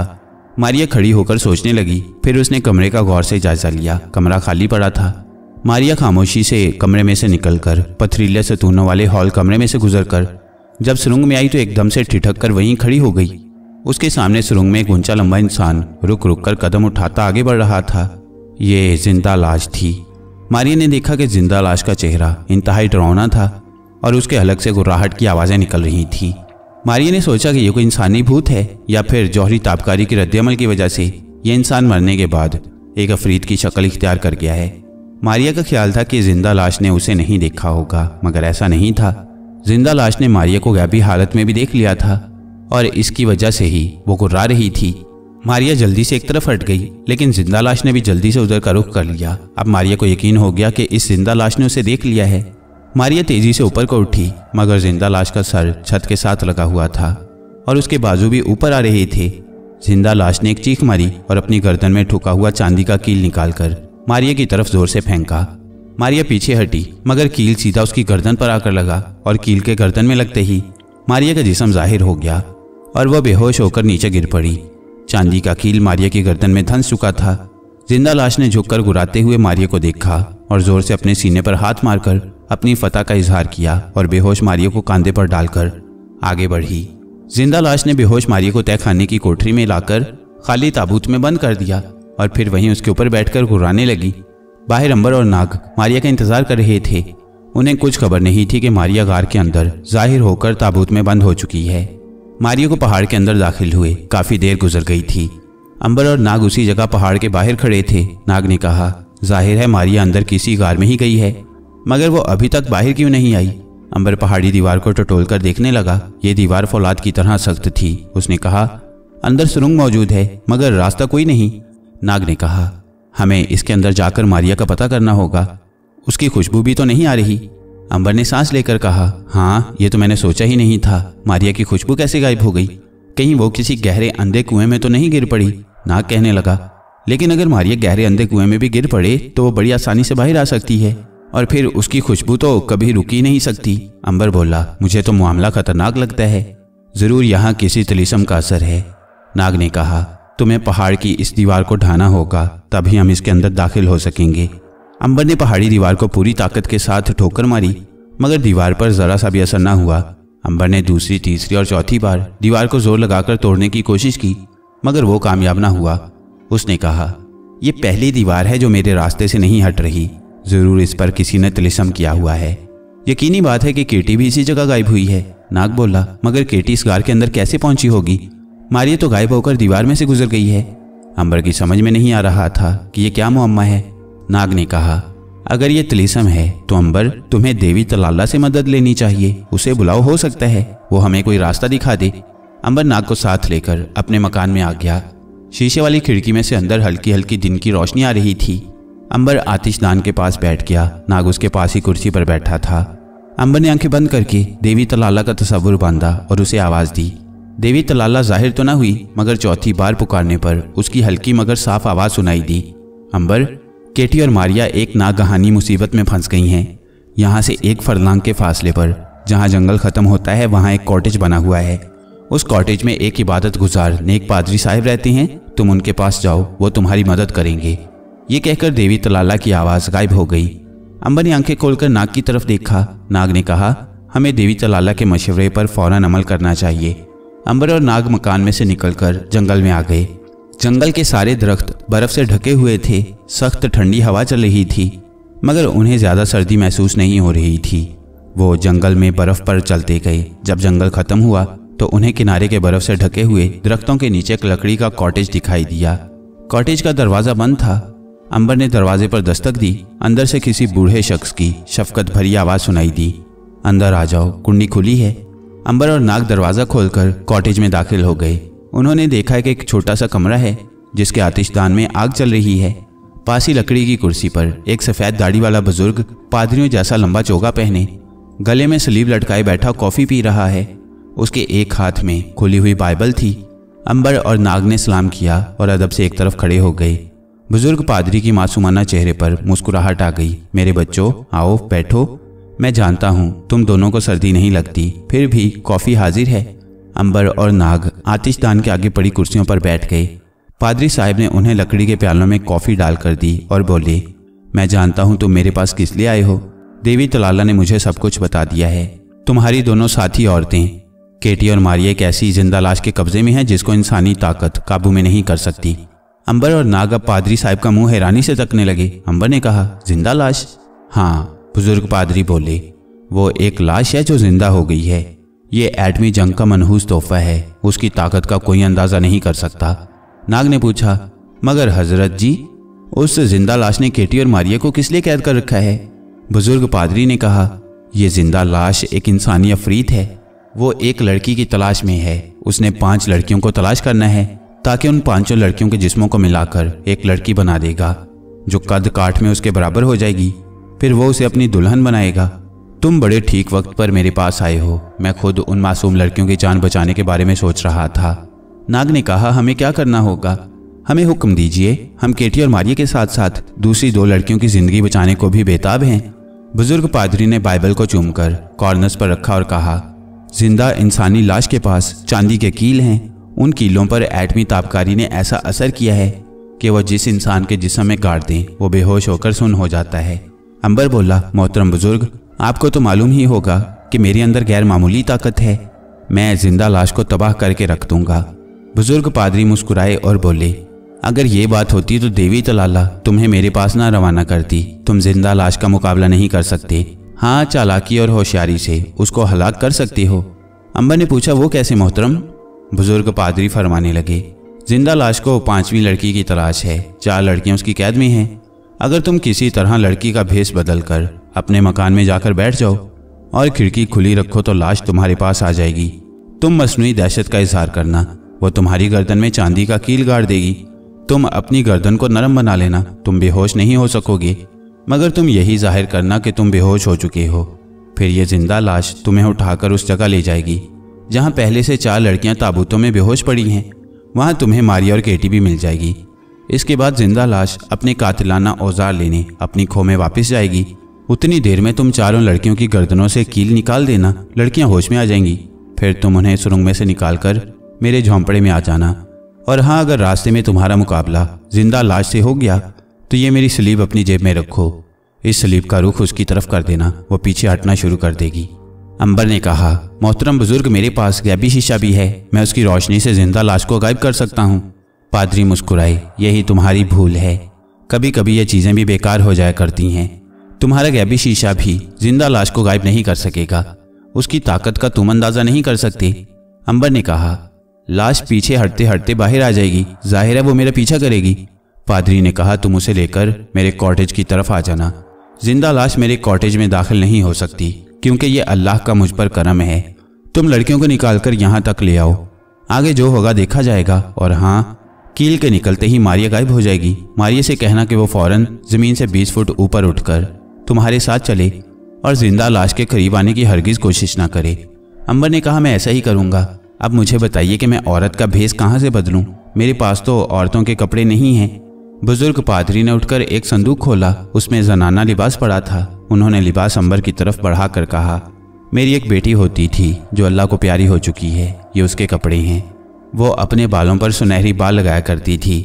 तुम इस लिबास को पहन लो। नाग ने अंबर की तरफ देखकर कहा, चलो अंबर भाई, औरत बन जाओ। अंबर जरा सा मुस्कुराया, फिर उसने जनाना लिबास पहनकर सर पर सुनहरी बालों की विग लगा ली। वह बिल्कुल औरत लगने लगा। बुजुर्ग पादरी ने कहा, अब तुम अपने मकान में जाकर आतिशदान के पास बैठ जाओ। जब रात का अंधेरा फैलेगा तो जिंदा लाश तुम्हारे मकान की तरफ आएगी और तुम्हें औरत समझकर तुम्हारे पास आ जाएगी। इसके बाद जो कुछ मैंने तुम्हें कहा है तुम वैसे ही करना। अंबर ने बुजुर्ग पादरी से मुकद्दस सलीब लेकर अपनी जेब में रख ली और सलाम करके अपने मकान की तरफ चल पड़ा। नाग उसे मजाक कर रहा था। अंबर ने कहा, नाग, यहाँ तुम कभी मेंढक और कभी उकाब बन जाती हो, तो हमने तुम्हें मजाक नहीं किया, मैं तो इंसान ही बना हूँ। नाग मुस्कुराने लगा। वो मकान में जाकर आतिशदान के पास बैठ गए और अपने आइंदा प्रोग्राम के बारे में गौर करने लगे। नाग ने अंबर को एक बार फिर ताकीद की कि जिस तरह बुजुर्ग पादरी ने कहा है उसी तरह करना। जब शाम का अंधेरा रात की तारीकी में ढलने लगा तो नाग अंबर के पास से उठते हुए बोला, मैं ऊपर वाले कमरे में जाता हूँ। जिंदा लाश जब तुम्हें उठाकर ले गई तो तुम फिक्र मत करना, मैं उकाब की शक्ल में तुम्हारे ऊपर ऊपर उड़ता जाऊंगा और तुम्हारी निगरानी करता रहूंगा। नाग ऊपर वाले कमरे में चला गया। अंबर ने कुर्सी का रुख उस तरफ कर लिया कि बाहर खिड़की से साफ नजर आता रहे। उसका मेकअप इतना जबरदस्त था कि करीब से देखने पर भी वो एक खूबसूरत सेहतमंद लड़की ही लगता था। अंबर अब खामोशी से बैठकर जिंदा लाश का इंतजार करने लगा। रात बेहद खामोश और तारीक थी। बाहर हल्की हल्की बर्फ गिरने लगी और तेज हवा का शोर भी होने लगा। अंबर चुपचाप आतिशदान के पास बैठा लाश का इंतजार कर रहा था। दूसरी तरफ जब रात गहरी हो गई तो जिंदा लाश 5वीं लड़की की तलाश में अपने गार से निकलकर झील की सतह पर आ गई। उसने दूर मकान में मोमबत्ती की रोशनी देखी तो उस तरफ बढ़ी। मकान के करीब आकर जिंदा लाश ने बर्फ हटाकर शीशे में से अंदर देखा तो उसके चेहरे पर बड़ी डरावनी मुस्कुराहट आ गई। आतिशदान के पास उसे एक सुनहरे बालों वाली लड़की बैठी किताब पढ़ती नजर आई। जिंदा लाश को 5वीं लड़की मिल गई थी। उस पर मारे खुशी के वहशत सवार हो गई। उसने जोर से हाथ मारकर खिड़की को तोड़ डाला और गुर्राती हुई कमरे में घुस आई। अंबर उसके लिए बिल्कुल तैयार बैठा था, मगर वो अदाकारी करते हुए घबराकर कुर्सी से उठकर भागा। जिंदा लाश ने उसका रास्ता रोक लिया और जोर जोर से गुर्राने लगी। फिर अंबर के देखते देखते लाश ने अपने जिस्म में से चांदी का एक कील निकालकर जोर से अंबर की गर्दन की तरफ फेंका। चांदी का एटमी कील सीधा आकर अंबर की गर्दन में लगा। अंबर ने अपनी गर्दन को पहले ही नरम कर रखा था। कील उसकी गर्दन में घुस गया, मगर वो बेहोश ना हुआ। लेकिन अंबर जानबूझकर बेहोश होकर फर्श पर धड़ाम से गिर पड़ा। जिंदा लाश ने बेहोश अंबर को लड़की समझकर उठाकर कांधे पर डाला और खिड़की के रास्ते बाहर निकल गई। नाग ने लाश की गुर्राहट और खिड़की टूटने की आवाज़ सुन ली थी और वो ऊपर वाली मंजिल की खिड़की में खड़ा हो गया था। जो ही लाश अंबर को कांधे पर डाले बाहर निकली, नाग ने उकाब की शक्ल इख्तियार की और ऊपर आसमान की तरफ उड़कर रात के अंधेरे में मंडलाने लगा। जिंदा लाश अंबर को उठाए गिरती बर्फ और रात की तारीकी और हवा के शोर में जंगल से निकलकर पहाड़ी के सामने बर्फ के बड़े ढेर के पास आ गई। उसने बर्फ के ढेर को एक जगह से खोदकर शकाफ को खोला और अंबर को लेकर उसके अंदर घुस गया। नाग भी तेजी से नीचे आया। उसने स्याह छोटे सांप की शक्ल बदली और शगाफ के अंदर दाखिल हो गया। अब वो जिंदा लाश के पीछे पीछे रेंग रहा था। जिंदा लाश को सांप का इल्म नहीं हो सका था। वो तहखाने के मुख्तलिफ कमरों से गुजरकर पाइप में से होती हुई उस गोल कमरे में आ गई जहां पहले से 4 ताबूत पड़े थे। एक ताबूत अभी तक खाली था। नाग रेंगता हुआ वहां तक आया, मगर वो गोल कमरे के दरवाजे के बाहर ही अंधेरे में दीवार के साथ लगकर बैठ गया। उसे खतरा था कि जिंदा लाश ताकतवर है, अगर वो अंदर गया तो कहीं किसी मुसीबत में न फंस जाए। जिंदा लाश ने अंबर को भी लड़की ख्याल करते हुए 5वें ताबूत में बंद कर दिया और फिर जोर से एक खुशी की फातिहाना चीख मारी। अपने सीने पर हाथ मारकर अपनी कामयाबी और मुसरत का इजहार किया और गोल कमरे में से बाहर निकल गई। जब जिंदा लाश नाग के बिल्कुल करीब से होकर पाइप में से घुसकर दूसरी तरफ चली गई तो नाग तेजी से ताबूतों वाले कमरे में दाखिल हुआ। उसने अंदर जाते ही देखा कि अंबर ताबूत से बाहर सर निकाले हुए था। नाग जल्दी से इंसानी शक्ल में वापस आ गया। अंबर ने पूछा, जिंदा लाश कहाँ है? नाग ने कहा, मेरा ख्याल है बाहर निकल गई है। तुम लड़कियों के टुकड़े करके तुम्हारी एक औरत बनाने के लिए शायद अपने औजार लेने गई है। अंबर जल्दी से ताबूत में से बाहर निकल आया। उसने अपने इरादे से अपनी गर्दन सख्त की। इसके साथ ही उसकी गर्दन में घुसी हुई एटमी कील अपने आप बाहर आकर गिर पड़ी। अंबर और नाग ने मिलकर चारों ताबूत खोल डाले।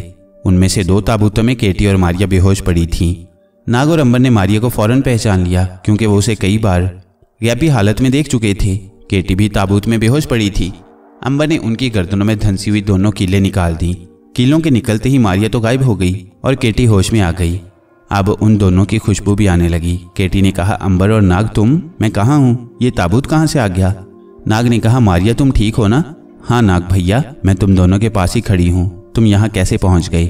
अंबर ने कहा, बस ये कुछ ना पूछो। खुदा का शुक्र है कि एक मर्द बुजुर्ग ने मदद की और हम तुम्हें जिंदा लाश के चुंगल से छुड़ाने यहाँ आ गए। केटी ने ताबूत से बाहर निकलते हुए कहा, मेरे खुदा, किस कदर डरावनी थी जिंदा लाश। मारिया ने कहा, खुदा ऐसी लाश फिर ना दिखाए। कमबख्त ने हमारी गर्दनों में कील ठोंककर हमें बिल्कुल ही बेखबर कर दिया। केटी बोली, ये लाश हमारे साथ क्या सलूक करना चाहती थी? नाग ने कहा, ये सब कुछ तुम्हें बाद में बताएंगे। अब हमें इन 2 लड़कियों को भी होश में लाकर यहाँ से निकालना है। मारिया ने पूछा, लाश चली गई है ना? अंबर ने कहा, अभी तक तो चली गई है, मगर खतरा है कि वो आ जाएगी। फिर क्या होगा? केटी ने परेशान होकर कहा। अंबर ने जेब से स्लीव निकाल कर दिखाई और बोला, जब तक ये स्लीव मेरे पास है वो हमारे करीब भी नहीं फटकेगी।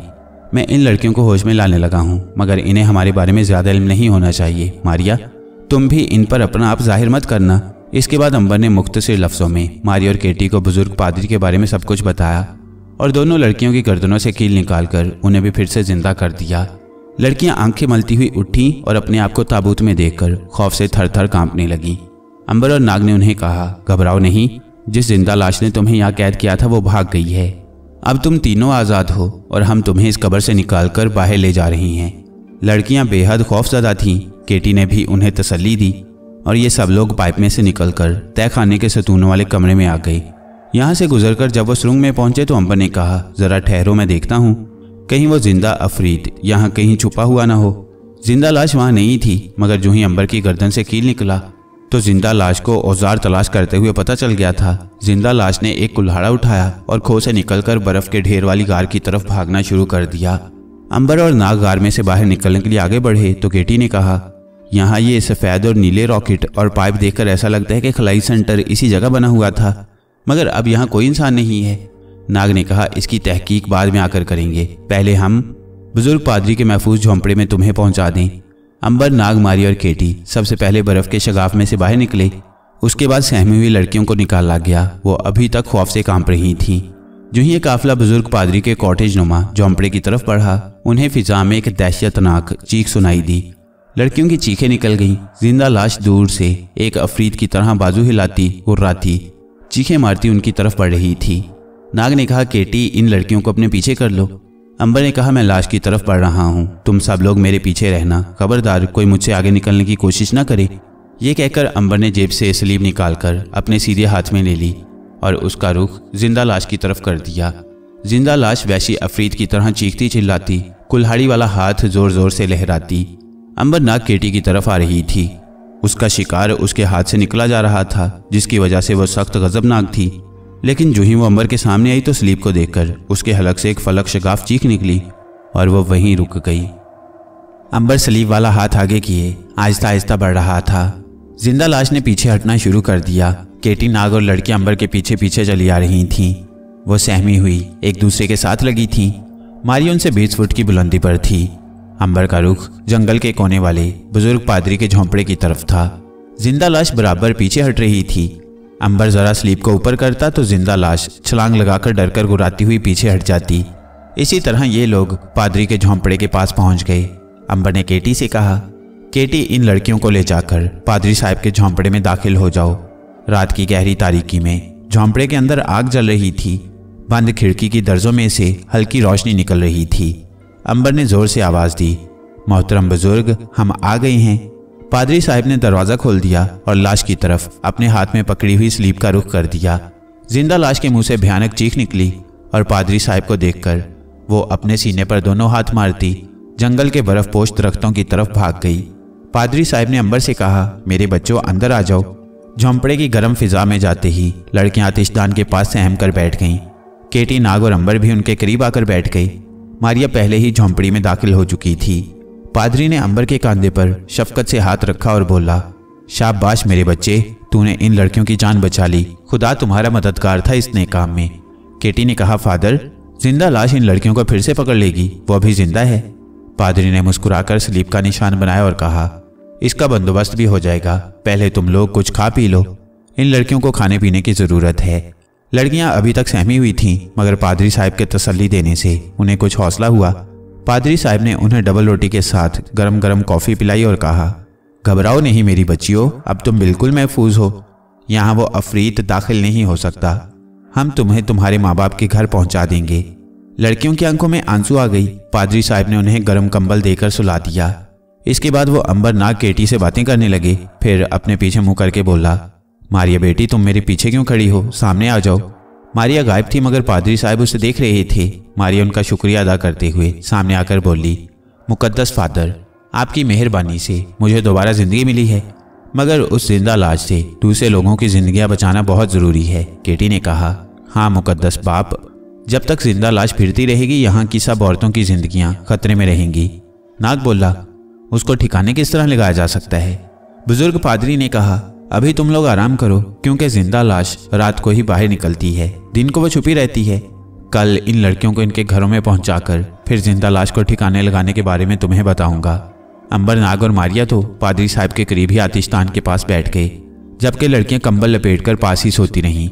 जब सुबह की रोशनी फैली तो सब उठ बैठे।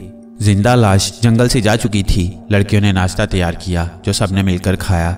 अंबर नाग ने यूं ही दिखाने के लिए थोड़ा बहुत खा लिया था। इसके बाद पादरी ने लड़कियों को साथ लिया और उन्हें उनके घरों को छोड़ने के लिए चल दिए। जाते हुए वो अंबर नाग, केटी और मारिया को कह गए कि वो कॉटेज के अंदर ही रहें।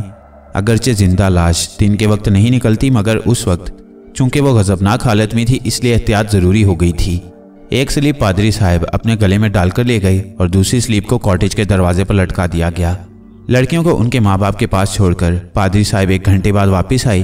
केटी, मारिया और अंबर नाग उनका इंतजार कर रही थी। अब उन्होंने लोगों को जिंदा लाश से निजात दिलाने के बारे में सोचना शुरू किया। पादरी साहब बोले, इस जिंदा लाश को सिर्फ एक ही तरीके से ठिकाने लगाया जा सकता है। वो कौन सा तरीका है फादर? केटी ने पूछा। पादरी साहब ने अपना लिबादा घुटनों पर डाल लिया और आग के करीब होकर बोले, यहाँ के पहाड़ों में एक शिरोमणी नागिन रहती है। उसके बारे में किसी को इल्म नहीं है कि वो कहाँ रहती है, लेकिन नाग उसे बुला सकता है क्योंकि ये नाग देवता है। नाग ने कहा, मैं उसे बुला लूंगा, मगर वो क्या करेगी? पादरी कहने लगा, यहाँ सर्द बर्फानी पहाड़ों में सदियों से रहने की वजह से शिरोमणी नागिन के खानदान के खून में ऐसी ताकत पैदा हो गई है जिसकी वजह से शिरोमणी नागिन का चेहरा आधी रात के वक्त अगर वो चाहे तो औरत का बन जाता है। इसके साथ ही उसके अंदर एक ऐसा जहर पैदा हो जाता है कि अगर वो उसकी फवार जिंदा लाश पर फेंक दे तो जिंदा लाश उस जहर की गर्मी में पिघल जाएगी। नाग ने कहा, यह कौन सी मुश्किल बात है? अंबर कहने लगा, ये काम तो नाग शिरोमणी नागिन से बड़ी आसानी से ले लेगा। वो इसके हुक्म पर आ जाएगी और जिंदा लाश के जिस्म पर अपने जहर की फवार भी फेंक देगी। केटी और मारिया ने भी अंबर नाग की हाँ में हाँ मिलाई और बड़ी खुश हुई कि जिंदा लाश अब ठिकाने लगा दी जाएगी। मगर पादरी साहब कहने लगे, इसमें एक बहुत बड़ा खतरा है। कौन सा खतरा? नाग ने संजीदगी से सवाल किया। पादरी साहब कहने लगे, शिरोमणी नागिन जब जिंदा लाश के करीब जाएगी तो नागिन का चेहरा इंसानी औरत का होगा। जिंदा लाश के जिस्म से शदीद ताबकारी निकलती है। नागिन को जिंदा लाश से एक खास फासले पर रहना होगा। अगर वह ताबकारी की जद में आ गई तो खुद नागिन हलाक हो जाएगी और फिर जिंदा लाश को हलाक करने की आखिरी उम्मीद भी खत्म हो जाएगी और कोई अंदाजा नहीं कर सकता कि फिर ये जिंदा लाश क्या तबाही मचाएगी। केटी ने पूछा, क्या वो दूर से जिंदा लाश पर अपने जहर की फवार फेंक सकती है? पादरी ने कहा, यही मुश्किल काम है। दूर से जिंदा लाश पर जहर की फवार नहीं फेंकी जा सकती और करीब जाने से खुद नागिन के हलाक होने का खतरा है। इसके लिए ज़रूरी है कि नागिन जिंदा लाश और अपने दरमियान एक खास फासला बरकरार रखे। नाग बोला, मैं नागिन को ताकीद कर दूंगा, उसे समझा दूंगा कि वो एक खास फासले पर रहकर जिंदा लाश पर हमला करे। पादरी ने कहा, अगर वो ये फासला बरकरार रख सके तो बेहतर होगा, लेकिन मुसीबत यह है कि खुद जिंदा लाश उसके करीब आ जाएगी। फिर उन्होंने नाग से कहा, नाग बेटा, तुम श्रोमणी नागिन को यहाँ तलब करो। मैं चाहता हूँ कि ये काम आज ही आधी रात को हो जाए, क्योंकि जिंदा लाश आधी रात को जरूर निकलेगी, बल्कि हो सकता है वो अंधेरा होते ही बाहर निकल आए। नाग ने कहा, मैं अभी श्रोमणी नागिन को बुलवा लेता हूँ। ये कहकर नाग फर्श पर बैठ गया। अंबर, केटी, पादरी और मारिया उससे थोड़ी दूर बैठे थे और नाग की तरफ देख रहे थे। उन्हें मालूम था कि अभी थोड़ी देर में वहां एक ऐसी नागिन आने वाली है जिसका चेहरा आधी रात को औरत का चेहरा बन जाएगा। नाग ने मुंह ही मुंह में कुछ मंत्र पढ़कर एक हल्की सी सिसकार में श्रोमणी नागिन को आवाज दी। चंद सेकंड ही गुजरे होंगे कि एक फुंकार की आवाज आई और बंद कॉटेज के अंदर एक सफेद और सुर्ख रंग का एक गज लंबा सांप उड़ते हुए चक्कर लगाता दिखाई दिया।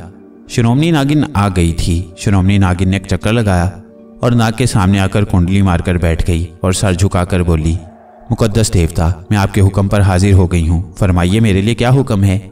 नाग ने कहा, श्रोमणी नागिन, मैं तुमसे एक ऐसा काम लेने वाला हूँ जो सिर्फ तुम ही कर सकती हो। नागिन सांप बोला, ये मेरी खुशकिस्मती है, मुझे मुकद्दस नाग की खिदमत करके खुशी होगी, आप हुक्म करें। अब नाग ने सांप की जुबान में श्रोमणी नागिन सांप को शुरू से आखिर तक सारी बात समझा दी। श्रोमणी नागिन ने कहा, जिंदा लाश मेरे जहर से नहीं बच सकेगी। मुकद्दस नाग, ये भलाई और नेकी का काम है। मैं जिंदा लाश की तबाही से इंसानों को जरूर बचाऊंगी। नाग बोला, मगर इसमें तुम्हारी जान का भी खतरा है। श्रोमणी नागिन ने कहा, मुझे अपनी जान की परवाह नहीं मुकद्दस नाग। नाग ने कहा, नहीं श्रोमणी, ये बात नहीं है। अगर तुम जिंदा लाश से पहले हलाक हो गई तो फिर जिंदा लाश की तबाही से कोई नहीं बच सकेगा, इसलिए जिंदा लाश को हलाक करना जरूरी है।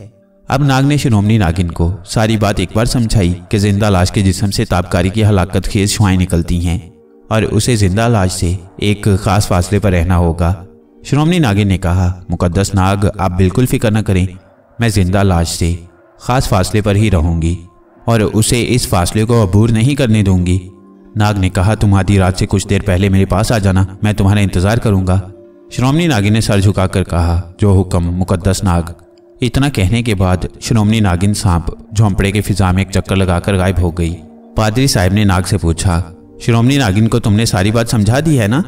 मैं तुम्हारी जुबान नहीं समझ सकता।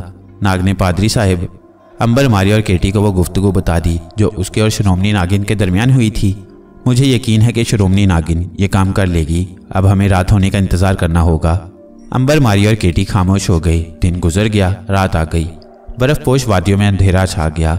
अब उन्हें यह खतरा था कि कहीं जिंदा लाश आधी रात से पहले निकलकर इलाके में लोगों पर मौत बनकर न टूट पड़े। आधी रात से कुछ देर पहले उन्हें दूर पहाड़ियों में जिंदा लाश की भयानक चीख सुनाई दी। पादरी साहब ने कहा, जिंदा लाश निकल आई, मगर अभी तक श्रोमणी नागिन नहीं आई। एक जन्नाटे की आवाज आई और श्रोमणी नागिन सांप की शक्ल में आ गई। उसने नाग को सलाम किया और बोली, मुकद्दस नाग, अभी थोड़ी देर में जब आधी रात हो जाएगी तो मेरा चेहरा औरत का बन जाएगा। फिर मेरे अंदर वो हलाकत खेज जहर पैदा हो जाएगा जो जिंदा लाश को पिघला कर रख देगा। नाग ने कहा, जिंदा लाश जंगल में आ चुकी है, हम आधी रात का बेताबी से इंतजार कर रहे हैं। श्रोमणी नागिन कुंडल मारकर नाग, अंबर, केटी, पादरी और मारिया के सामने फर्श पर बैठ गई। पादरी साहब ने घड़ी को देखा। रात के 12 बजने में भी 2 मिनट थे। अचानक उन्हें जिंदा लाश की चीख सुनाई दी। ये चीख पादरी साहब के कॉटेज के बिल्कुल करीब से सुनाई दी थी। सबकी आंखें खिड़की की तरफ उठ गईं। नाग ने कहा, श्रोमणी, जिंदा लाश करीब पहुंच चुकी है। श्रोमणी नागिन ने सांप की जुबान में कहा, मैं भी अपने रूप में आने वाली हूँ मुकद्दस नाग। ठीक रात के 12 बजे तो श्रोमणी नागिन का चेहरा उनके देखते देखते एक ऐसी औरत का चेहरा बन गया जिसका रंग स्याह था और 2 दांत सांप के दांतों की तरह बाहर निकले हुए थे। नाग ने कहा, जिंदा लाश बाहर आ गई है, अब तुम जाओ और बड़ी होशियारी से अपना फर्ज बजा लाओ। इसके साथ ही जिंदा लाश की चीख बुलंद हुई। ये चीख मकान के सामने वाले दरख्तों में से बुलंद हुई थी। श्रोमणी नागिन ने नाग से इंसानी आवाज में कहा, मैं जा रही हूँ मुकद्दस नाग। ये कहकर श्रोमणी नागिन, जिसका सर इंसान का था मगर बाकी का धड़ सांप का था, कॉटेज से बाहर निकल गई। अंबर, केटी, मारिया, नाग और पादरी साहब कॉटेज की खिड़की के शीशे के साथ लगकर अंधेरी रात में आंखें खोलकर बाहर देखने लगे। रात के अंधेरे में बर्फ की सफेद चादर धुंधली धुंधली दिखाई दे रही थी। उन्होंने देखा कि इंसानी सर वाला सांप बड़ी तेजी से बर्फ पर एक तरफ रेंगता जा रहा था। फिर अचानक सामने के दरख्तों में से बुलंद कामत द्योनुमा भयानक शक्ल वाली जिंदा लाश निकलकर सामने आ गई। उसकी नज़र श्रोमणी नागिन पर पड़ चुकी थी। अंबर, नाग, पादरी, मारिया और केटी बेचैनी से यह मंजर तकने लगे। जिंदा लाश अपने तेज नाखूनों वाले हाथ फैलाए श्रोमणी नागिन की तरफ बढ़ी। श्रोमणी नागिन ने अपना इंसानी चेहरा ऊपर उठा लिया और आहिस्ता आहिस्ता जिंदा लाश की तरफ रेंगना शुरू कर दिया। आगे क्या हुआ ये जानिए इस सीरीज की अगली कहानी में।